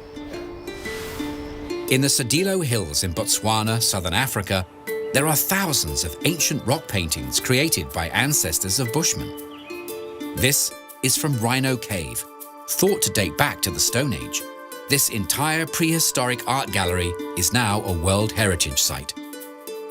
This golden statue was discovered at an ancient royal gravesite in South Africa. Rhinos were symbols associated with people of high status. Hippos also featured in the ancient world. This Egyptian figurine was found in a tomb from the Middle Kingdom, going back as far as 2050 BC. The ancient Egyptian goddess Taret was depicted as a combination of a hippo, lion, and crocodile, three animals that were equally feared and respected. She was seen as the protector of pregnant women and their babies. Rhinos once roamed ancient China, proof seen throughout literature and artwork. This wine vessel is from the Han Dynasty, dating back to the 1st century BC. Mosaics have been discovered depicting both animals. This hippo is from 3rd century Rome. This image of a rhino features on a newer floor, these tiles laid out in 12th century Venice. An Indian rhino was the inspiration for this 16th century woodcut by German painter Albrecht Dürer. In modern times, they can be seen on currency.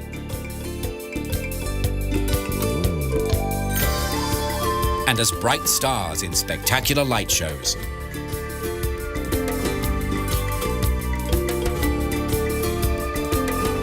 Breathtaking in art and in reality.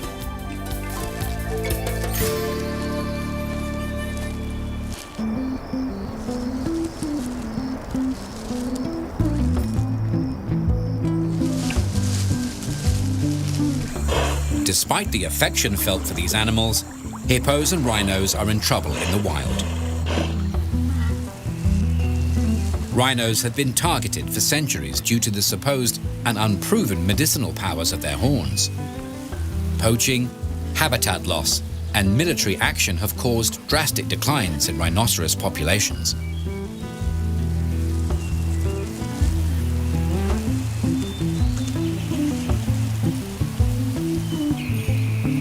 Dehorning programs have reduced poaching rates, but haven't stopped them completely. A recent study estimates there are 29,500 rhinos left in the world today. A decade ago, there were roughly 9,000 less. This increase is encouraging, showing that conservation programs are working for some species. Javan and Sumatran rhinos in particular are struggling, each with under 100 animals left in existence. The precious few remaining are heavily protected. A semi-wild breeding program is planned for Sumatran rhinos, with hopes of boosting their numbers.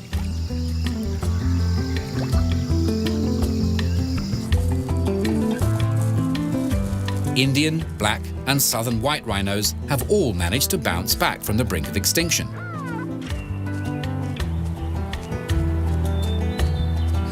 Protection law, anti-poaching teams, and other conservation efforts playing a huge role in their gradual recovery.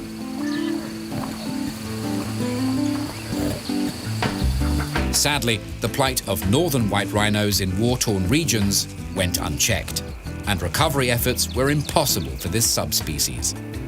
As of 2018, only 2 elderly females remain, both in captivity. They are basically considered to be extinct.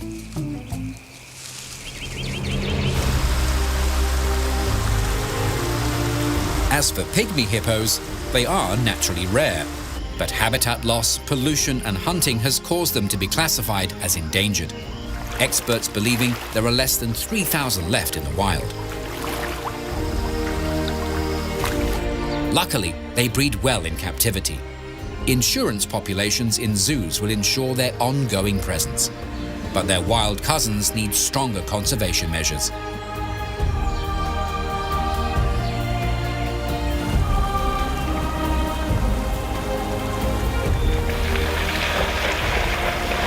Common hippos are in a better position, although their numbers are still in decline.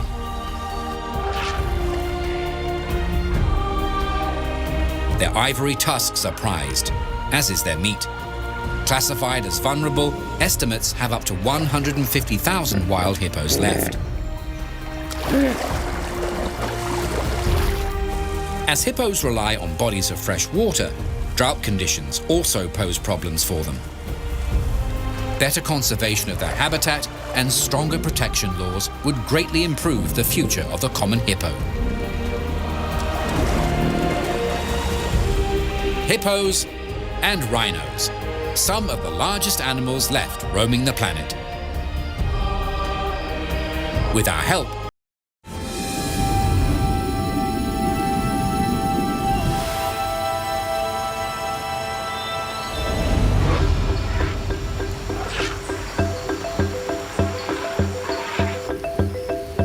elephants.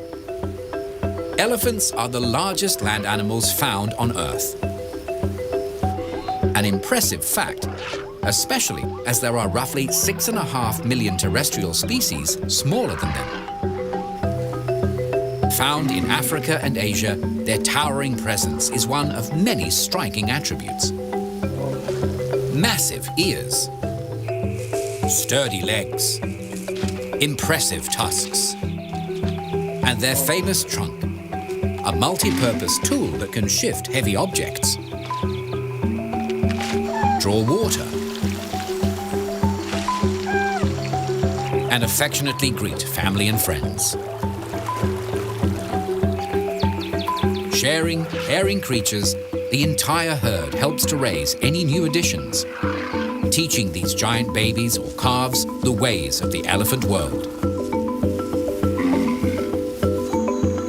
A world they can explore for 6 or 7 decades.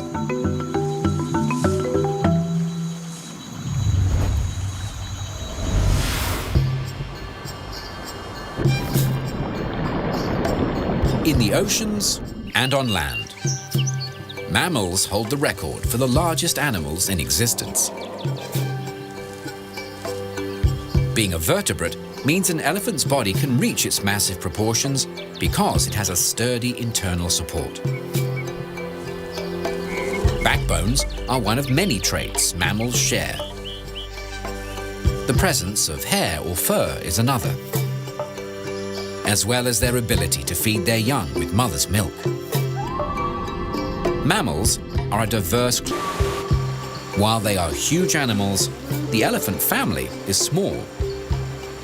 Only 2 species are found in Africa, while Asia hosts 4 subspecies. African elephants are the larger of the 2. They can measure up to 7.5 meters in length. A male or bull can weigh the same as 5 family cars. That's 6,350 kilograms. The biggest recorded African bush elephant stood at 3.96 meters and weighed 11 tons. Regardless of species, bulls are larger than females, or cows.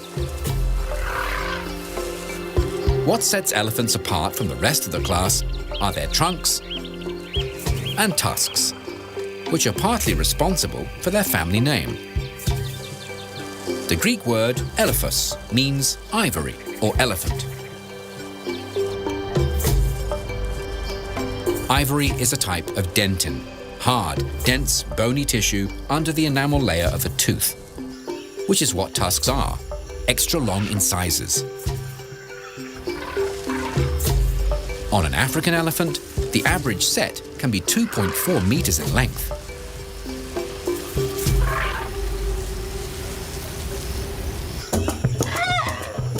Trunks are equally lengthy and just as fascinating.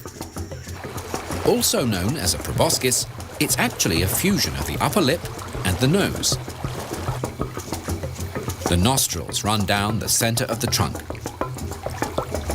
The entire appendage contains more than 40,000 muscles, making it strong and flexible. Large muscles along the top, bottom and sides allow the animal to raise and lower it. Delicate trunk movements are controlled by bundles of smaller muscle fibers. Trunks are not light. On a mature elephant, they can weigh 140 kilos. The entire trunk is prehensile, or grippy, the tip included. Asian elephants have a single finger on theirs, while their African cousins have 2, which they can use to hold objects.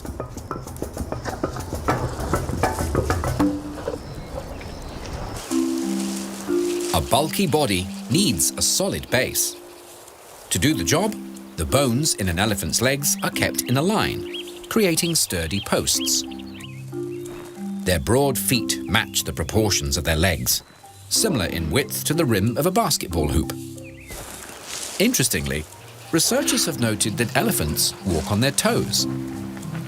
The outer toes on the front feet cushion a large proportion of the pressure, while the heels feel the least. When traveling, elephants have 2 speeds: a steady walk and a faster version. It's not a true run, as it has no aerial phase. These bulky animals always need to have 1 foot on the ground. When fast walking, elephants are able to thunder along at 40 kilometers per hour. Another unmissable feature of an elephant are their magnificent ears. The enormous flaps are not decorative. Instead, they're natural cooling systems. Firstly, they fan air over the elephant's body. Secondly, as warm blood circulates through their thin-skinned ears, it is cooled by the air outside. As it recirculates around the body, the blood takes this cool change with it. Overall, this process helps to lower the animal's body temperature. The hotter the day, the faster the flapping. On windy days, elephants take advantage of it by holding their ears out and facing the breeze. The wrinkles in an elephant's skin also play a role in keeping these gigantic animals cool. All the folds increase the surface area of the skin and trap in moisture, slowing down the evaporation process. In times past, elephants were classified as pachyderms, a term derived from Greek words meaning thick skin. Taxonomy names might have changed, but their skin hasn't. On vulnerable areas like an elephant's back, legs and trunk, it can be more than 3 centimeters thick.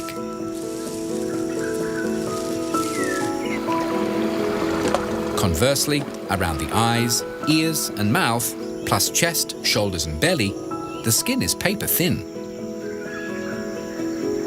What looks dry and rough is actually soft and delicate.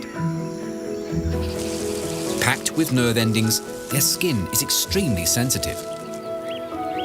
It can detect landing insects and changes in their environment.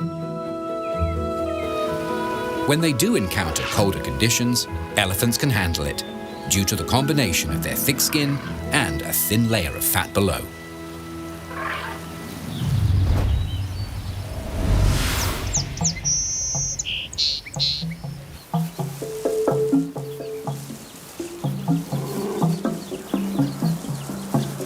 At a glance, all elephants might seem the same. But on closer inspection, it soon becomes clear they are worlds apart, geographically and physically.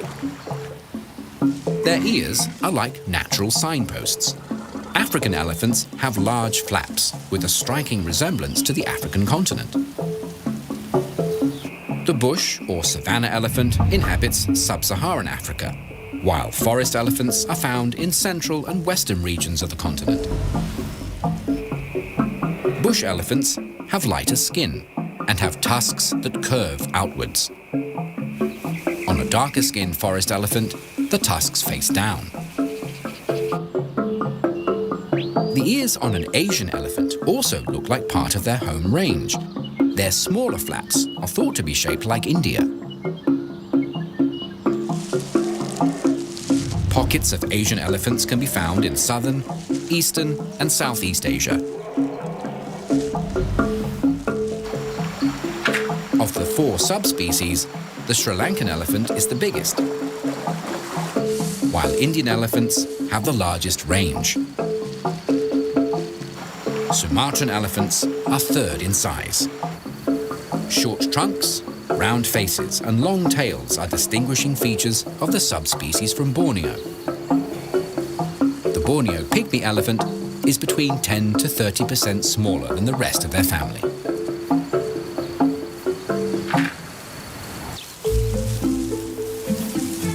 Geography and ear flaps aren't the only way to tell the difference between the 2 sides of the family. Firstly, the shape of their back. African elephants have a dip in theirs, while their Asian cousins have straight or humped spines. Next, elephants from the 2 regions show distinct head shapes. On an African species, they are full and round, while Asian elephants have a double bumped dome with a clear indent in the middle.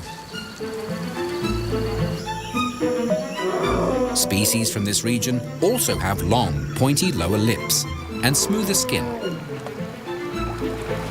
Both species are grey-black in colour, but the skin on Asian elephants can lack colour or pigmentation on their foreheads, ears and trunks.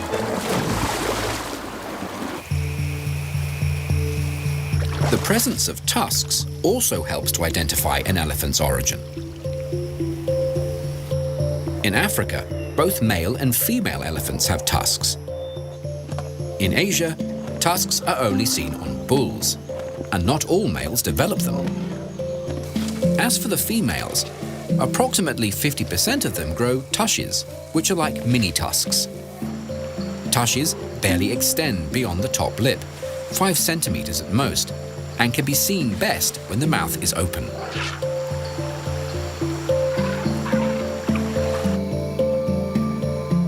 An elephant's foot also hints at where they roam. Asian elephants have 5 toenails on the front feet and 4 on the back, while their kin from Africa have 1 less on each foot. From top to bottom, These gigantic mammals show an amazing range of diversity.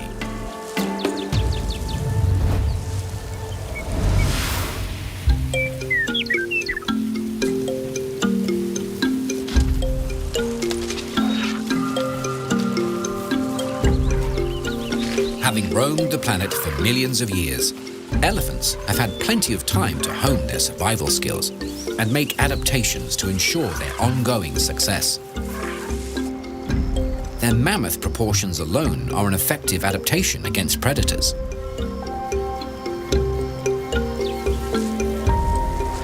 As herbivores, they are classed as prey animals, but as adults, their immense size is an excellent deterrent, making them seemingly impervious to attacks.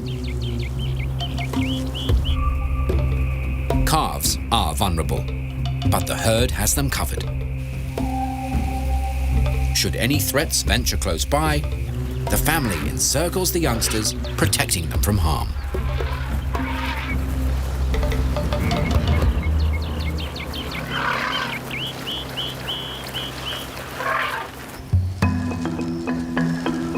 A hefty torso requires good support.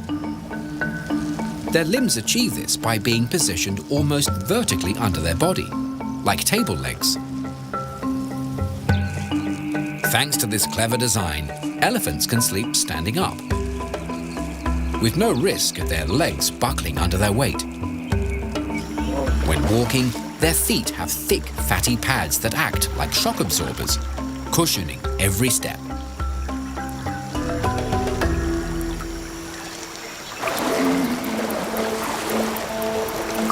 One way an elephant can take a load off is by swimming. They're naturals. Elephants' buoyancy allows them to stay on the surface, and their strong legs give them the stamina to paddle considerable distances. Having a natural snorkel allows them to completely submerge if needed. This is one of the many ways elephants use their trunks. Apart from breathing, smelling is another obvious function. According to research, their sense of smell is the best in the mammalian world, beating out dogs and rats. An elephant's nostrils can lead them to food, help them find a mate, and receive an early warning of any approaching predators. A thirsty elephant can detect water sources that are more than 19 kilometers away. Water and trunks go hand in hand. Elephants don't drink through them like a straw. Instead, they suck water up, then spray it into their mouths. Trunks also make excellent hoses, perfect for cooling down.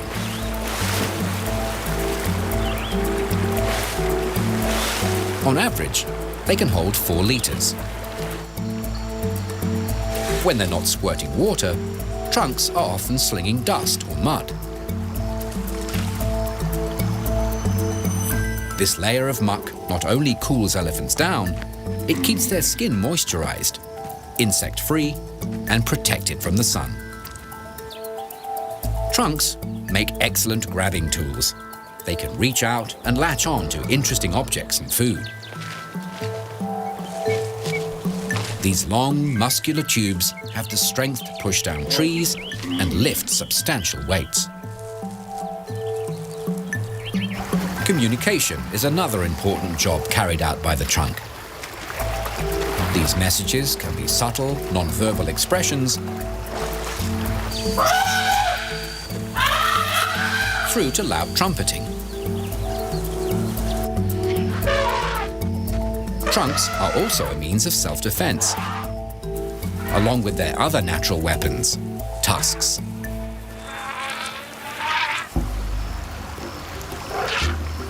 These overgrown incisors are excellent gardening tools as well, able to uproot vegetation or dig for water. Elephants are either left or right-tusked. The one on the side they favor is shorter from all the wear and tear, Ears are another large feature that have made direct adaptations in response to climatic conditions. The closer these animals live to the equator, the bigger their ear flaps. All the better to cool their bodies. In addition, large ears collect more sound waves, giving elephants good hearing. They can also detect and make low-frequency rumbles for long-distance communication.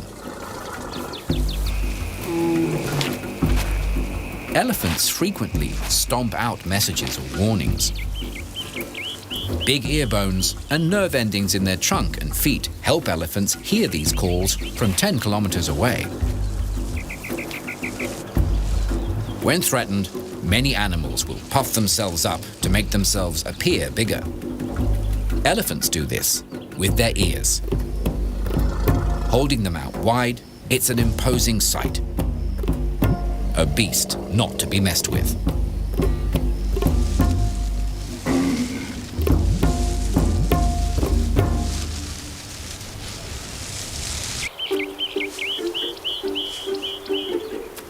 Elephants are not only impressive on the outside. Of all land mammals, they have the largest brains, weighing about 5 kilos. Their intelligence level is thought to be on par with dolphins and chimpanzees, if not better.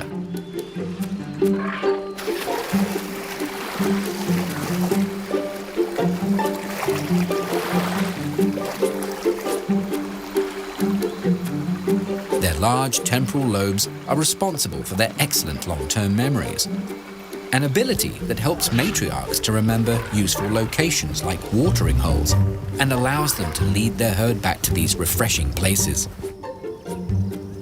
Elephants show sadness and grief after the loss of family members. Elephants have been observed returning to a spot a family member died, pausing in its travels. This silent pause often lasts several minutes. They will also recognize old friends that have split from the group to form their own families. During dry times, the bonded families will come together in clans to defend their range against other clans. It is intelligence, not instinct, when young elephants learn and remember how to feed, use tools, and learn their place in the highly complex elephant society. Being huge animals, they have large hearts. When standing, their heart rate is about 28 beats per minute, slightly lower than that of a horse.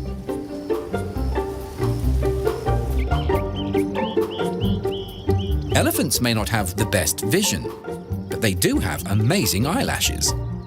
These protect their eyes from dust and debris. Measuring up to 13 centimeters, they are the longest lashes in the world. When it comes to elephants, even the most delicate features are huge.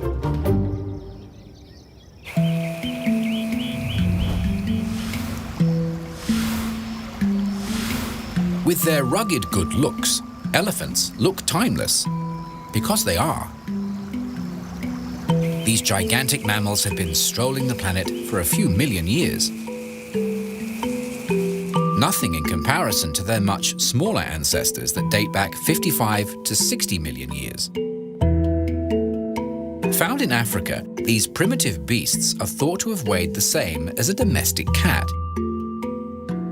Over time, these semi-aquatic creatures developed a fifth, trunk-like appendage. Though small, these early mammals led to the rise of some of the largest land animals in history. Known as proboscideans, in reference to their trunks, the modern elephant is the last of its kind, an order that once had a minimum of 185 members. The elephant family sprang from this group, resulting in African and Asian species. The well-known mammoths were in the same family, but more closely related to the Asian species. The woolly mammoth was the last species to emerge, and similar in size to an African elephant. Living in cold conditions, they had thick coats of fur and small ears to minimize heat loss. While many woolly mammoths were wiped out during the Ice Age, isolated populations survived until 3,600 years ago,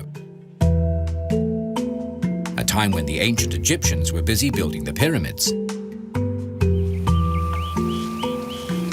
Today, a common assumption is that pachyderms like rhinos and hippos are an elephant's closest relatives. But the truth is far stranger. Tiny mammals called rock hyraxes and sea cows both share a common ancestor with elephants. Over 50 million years, they've all gone their separate ways to become the distinct animals we recognize in the modern world. An incredible evolutionary journey, a magnificent end result.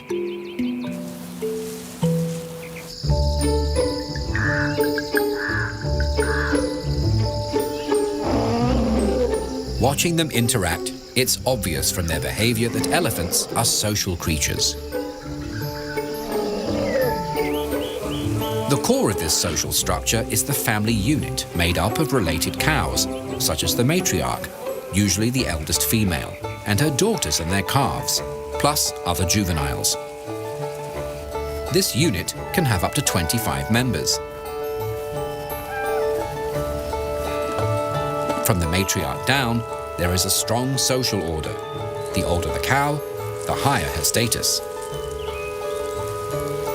With her years of experience and knowledge, the matriarch is the herd's backbone, providing stability for her family. As leader, she decides where they will roam and forage, guiding the family to plentiful grazing areas and reliable water sources. A vital skill, especially during the dry season. When the matriarch dies, or is too old to continue in the role, her eldest daughter takes over, even if her sister is traveling in the family.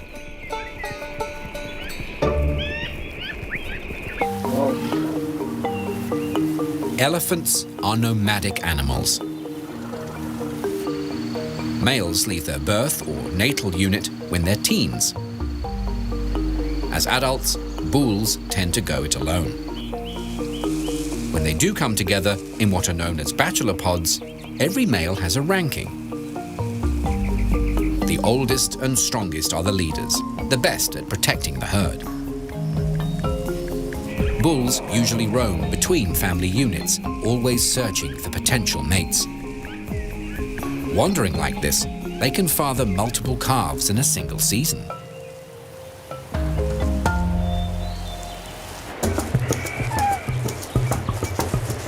To find their place on the social ladder, bulls can sometimes be seen sparring.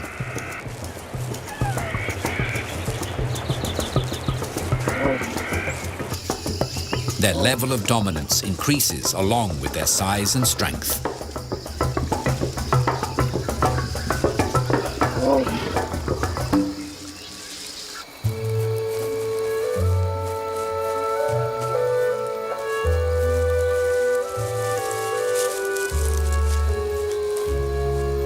These precious bundles are the top priority of the family unit. Mothers, aunties, and close friends work as a team to rear and protect the calves. This close-knit group also educate and socialize the youngsters. The greater the number of females nurturing them, the better the baby's chances at surviving. In general, African herd sizes are larger than those seen in Asia. Food supplies do affect numbers. The more there is to go around, the bigger the social groups. Living in warm regions, to escape the heat of the day, elephants are crepuscular, meaning their activity levels are higher at dusk and dawn.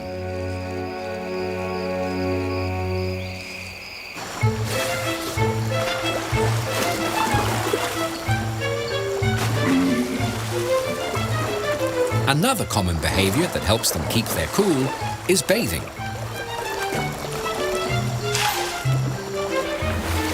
Elephants are known to be playful, especially youngsters. And where better to express this side of their personalities than in the water? Wallowing in mud is also popular. It's just as cooling and has the added benefit of protecting them from annoying insects and harsh rays. When dry, elephants can often be seen rubbing against hard surfaces, scraping away any lingering parasites.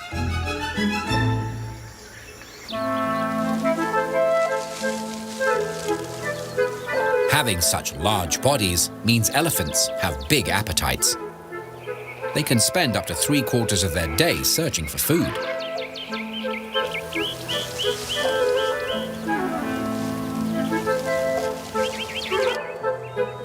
This leaves a limited amount of time for slumber.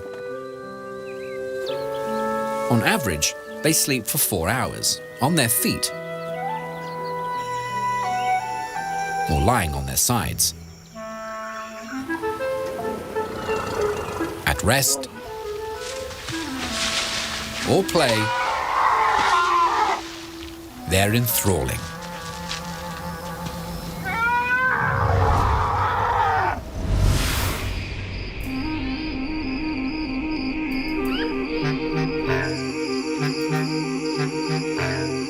Right from the start, elephants are record breakers. Amongst mammals, African elephants have the longest gestation period, 22 months.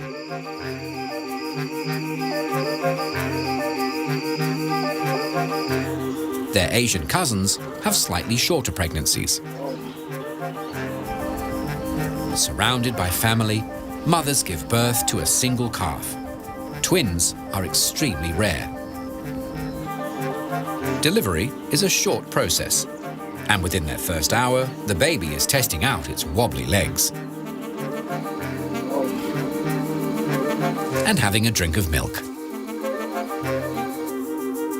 Compared to adults, the calves are hairy. This layer of fine hairs will persist until they're a year old. Newborns can weigh 120 kilos. When they first arrive, elephant calves are about 1 meter tall. In relation to their gigantic mothers, they are roughly 45 times lighter.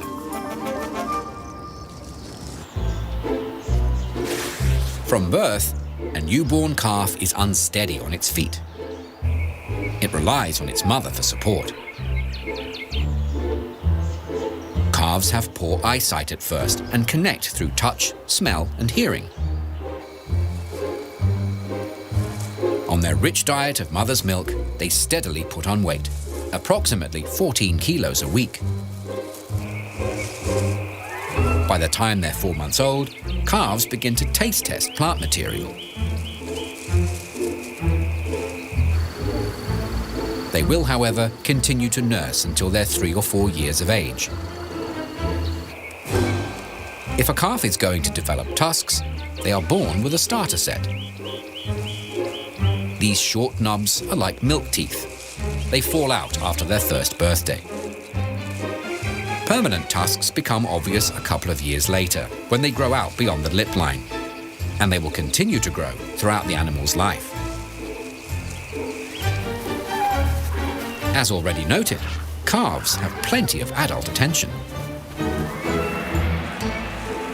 By watching their relatives, the babies learn which plants are safe to eat and how to harvest them.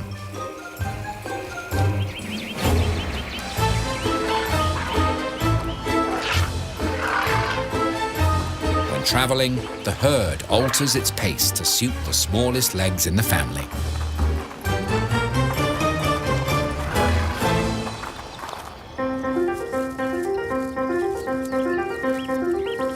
While standing and walking come quickly, the biggest challenge an elephant calf faces is mastering its trunk. Calves are born with a relatively short trunk that elongates quickly over the first few days. This rapid growth sometimes leads to the calf stepping on their own trunk. Getting it to do what is needed can be difficult.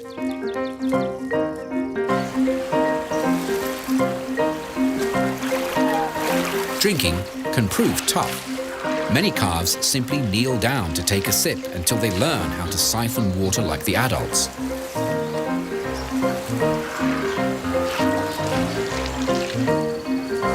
It can take these big babies 9 months to figure out how to fully control this massive facial feature.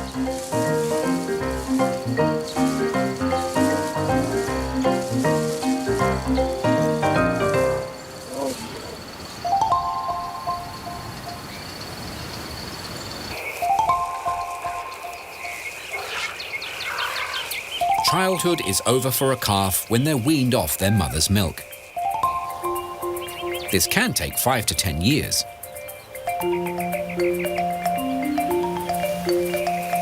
They're considered adolescents up until they turn 17.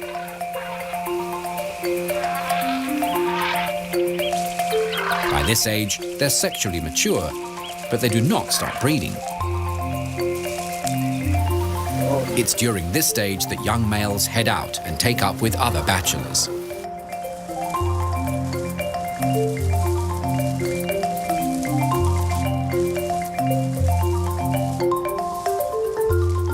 Adult cows usually start rearing calves from the age of 20 and can continue to do so for another 30 years. Going through such long pregnancies, females do wait a considerable time between calves, up to 4 years.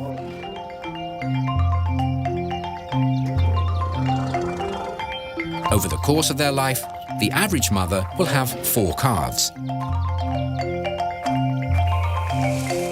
As for mature bulls, most of their time is split between searching for food and competing with their rivals for mates.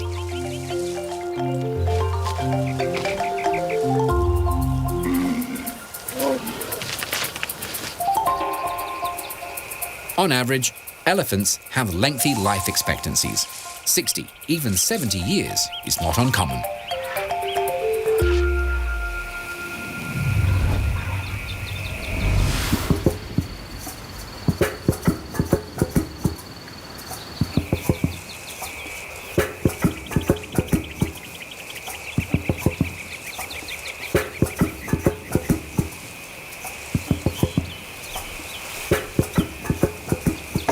Large animals have big appetites, and in the 2 regions they are found, elephants can satisfy their appetites in a wide variety of habitats.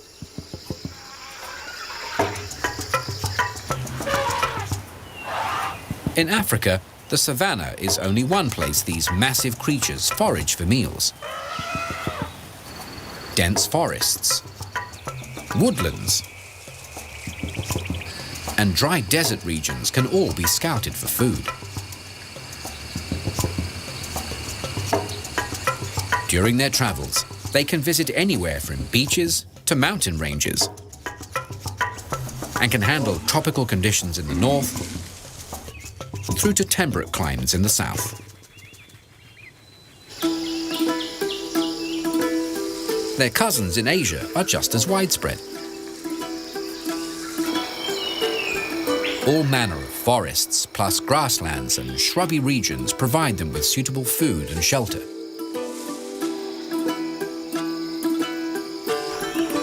Asian elephants frequent coastal habitats, all the way up to the high slopes of the Himalayas.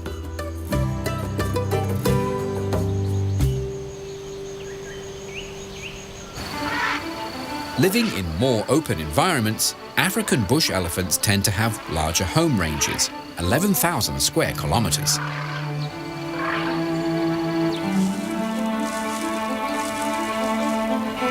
On average, these giant vegetarians spend up to 16 hours a day eating.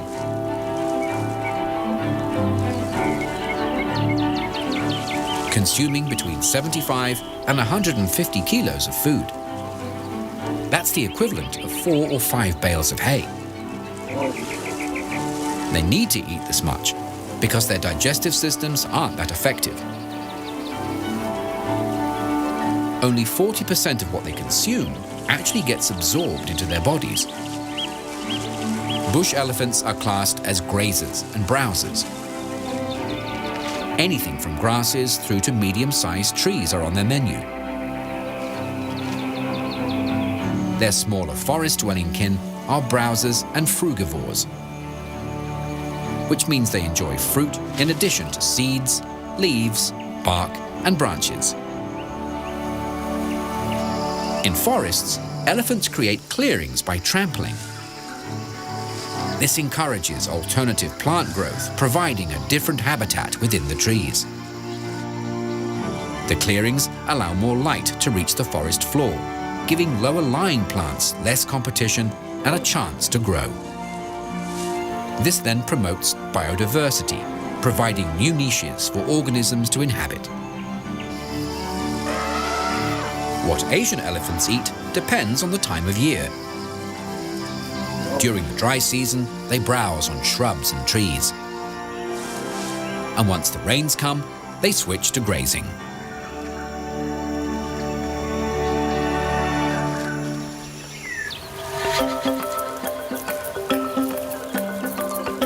To crush up their food, elephants have 4 molars, 2 up top and 2 below. About the size of a brick, each weighs a couple of kilos. Elephants only get 6 sets of these molars to see them through their entire lives. The first set falls out at 2 to 4 years of age, and the second at 4 to 6. Consequent sets last for longer intervals, but the final set is usually in place by the early 40s and has to last for the rest of the elephant's life.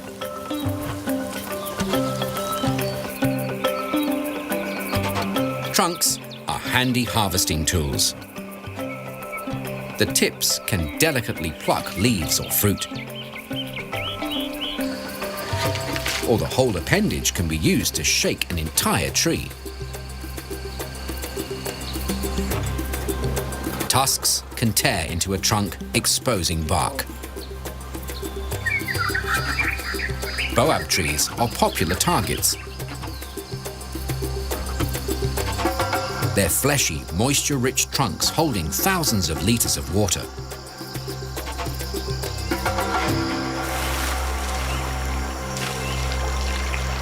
Elephants can drink up to 200 liters of water a day, similar to the volume of a standard bathtub. At 4 liters a trunkful, that's a lot of dipping.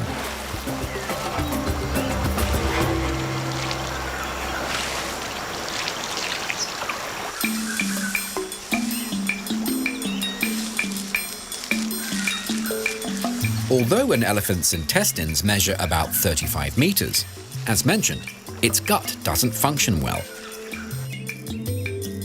And most of what passes out of them is undigested vegetation. On average, they produce 110 kilos of manure a day. They may not get much out of the dining experience, but their environment does. Apart from fertilizing their habitat as they wander along, elephants also spread seeds and promote new plant growth.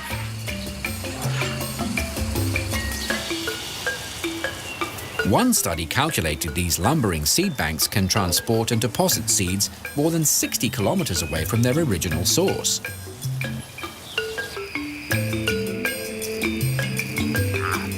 Elephant dung has other uses. For a curious lion cub, a large, smelly pat can make an interesting toy. To a dung beetle, these large deposits provide an endless feast for their larvae.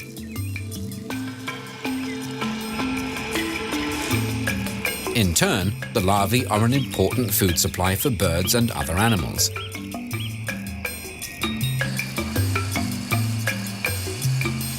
As residents in their ecosystem, elephants have their part to play in the food chain.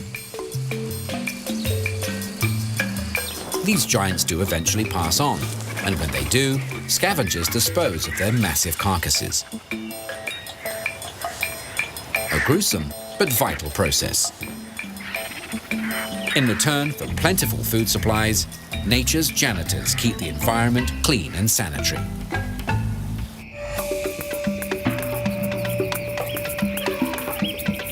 Another way elephants improve their local ecosystem is by digging. During dry spells, they use their tusks, trunks, and feet to access water, allowing them and others to quench their thirst.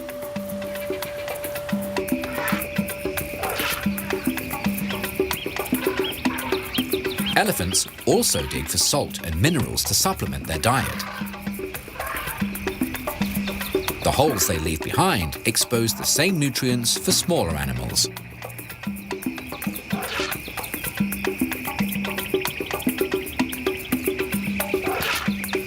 As the largest land mammals, elephants can't help but make a large impact on their environment.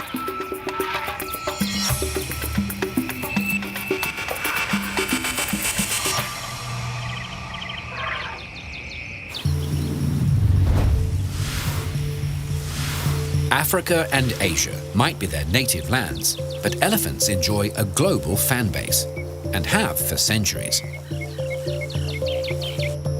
Traditionally, they carry deep symbolic meanings for various cultures. They represent strength, power, wisdom, longevity, stamina, leadership, and loyalty in many cultures, with emphasis on the elephant's size and exotic looks. With the head of an elephant, the popular Hindu deity Ganesha represents wisdom, intelligence, good fortune, and prosperity. Bestowing happiness and removing obstacles are two of his particular talents. In Hinduism, Airavata, the father of all elephants, represents both lightning and rainbows. In Sumatra, elephants are also associated with lightning. In Nepal, these enormous mammals have shrines dedicated to them. They are national symbols in Thailand in recognition of their longevity, strength, and stamina. In Burma, Thailand, Laos, and Cambodia, white elephants are considered sacred. A rare kind of elephant, they are not actually white, but have fair eyelashes and toenails, and are reddish-brown in color. In Thailand, all that were discovered were presented to the king. Revered as symbols of good fortune and power, only monarchs and the very rich could afford to care for them. The king, in turn, may present them to friends and allies, or in some cases to enemies, in order to burden them with the cost of caring for them. Buddhists also hold elephants in high regard. Buddha himself is said to be a white elephant reincarnated.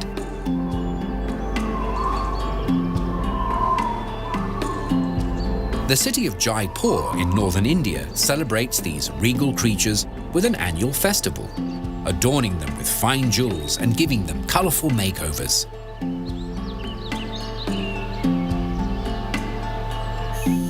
Their image is not only found in artworks and sculptures, but also in nature. Years of weathering has created this archway in the Valley of Fire State Park in Nevada, USA. Known as Elephant Rock, its sandstone trunk is an impressive sight. In Western society, elephants are celebrated across popular culture, mainly due to their exotic nature. They are popular characters in many works of fiction, from Kipling to Disney. Often portrayed as having high moral values and also as dependable and strong. In US politics, the Republican Party is also known as the GOP, or Grand Old Party, and adopted the elephant as its symbol in 1874. Across many countries and cultures, in myth, religion, and even fantasy, there is no doubting the impact made by this majestic creature.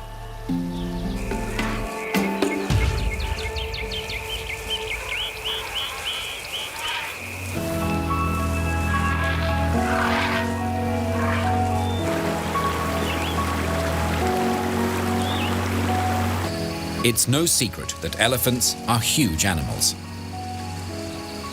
It makes sense that they need lots of room to search for food and water.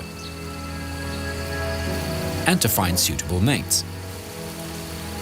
With greater amounts of land being taken up for agriculture, the amount of space available to them is not only shrinking, but also becoming highly fragmented. Loss of habitat is one big problem they all face. Another is hunting and poaching. Their tusks continue to be considered valuable despite international bans on the ivory trade. African elephants are listed as vulnerable, while their Asian relatives are in the endangered category. Their slow rate of reproduction doesn't help their cause. What can is better protection, and not just of them physically, but also of their environment.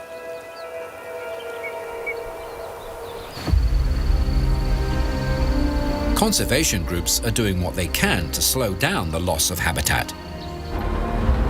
With stronger government support and more stringent protection laws, illegal poaching and ivory sales will become increasingly difficult. Education programs and alternative sources of revenue, such as work on anti-poaching teams, will hopefully reduce conflicts between elephants and their human neighbors. One tiny creature helping to minimize large unwanted visitors straying into valuable crops are bees. Elephants are afraid of them. Taking advantage of this, conservationists are installing hides close to farms to naturally deter them.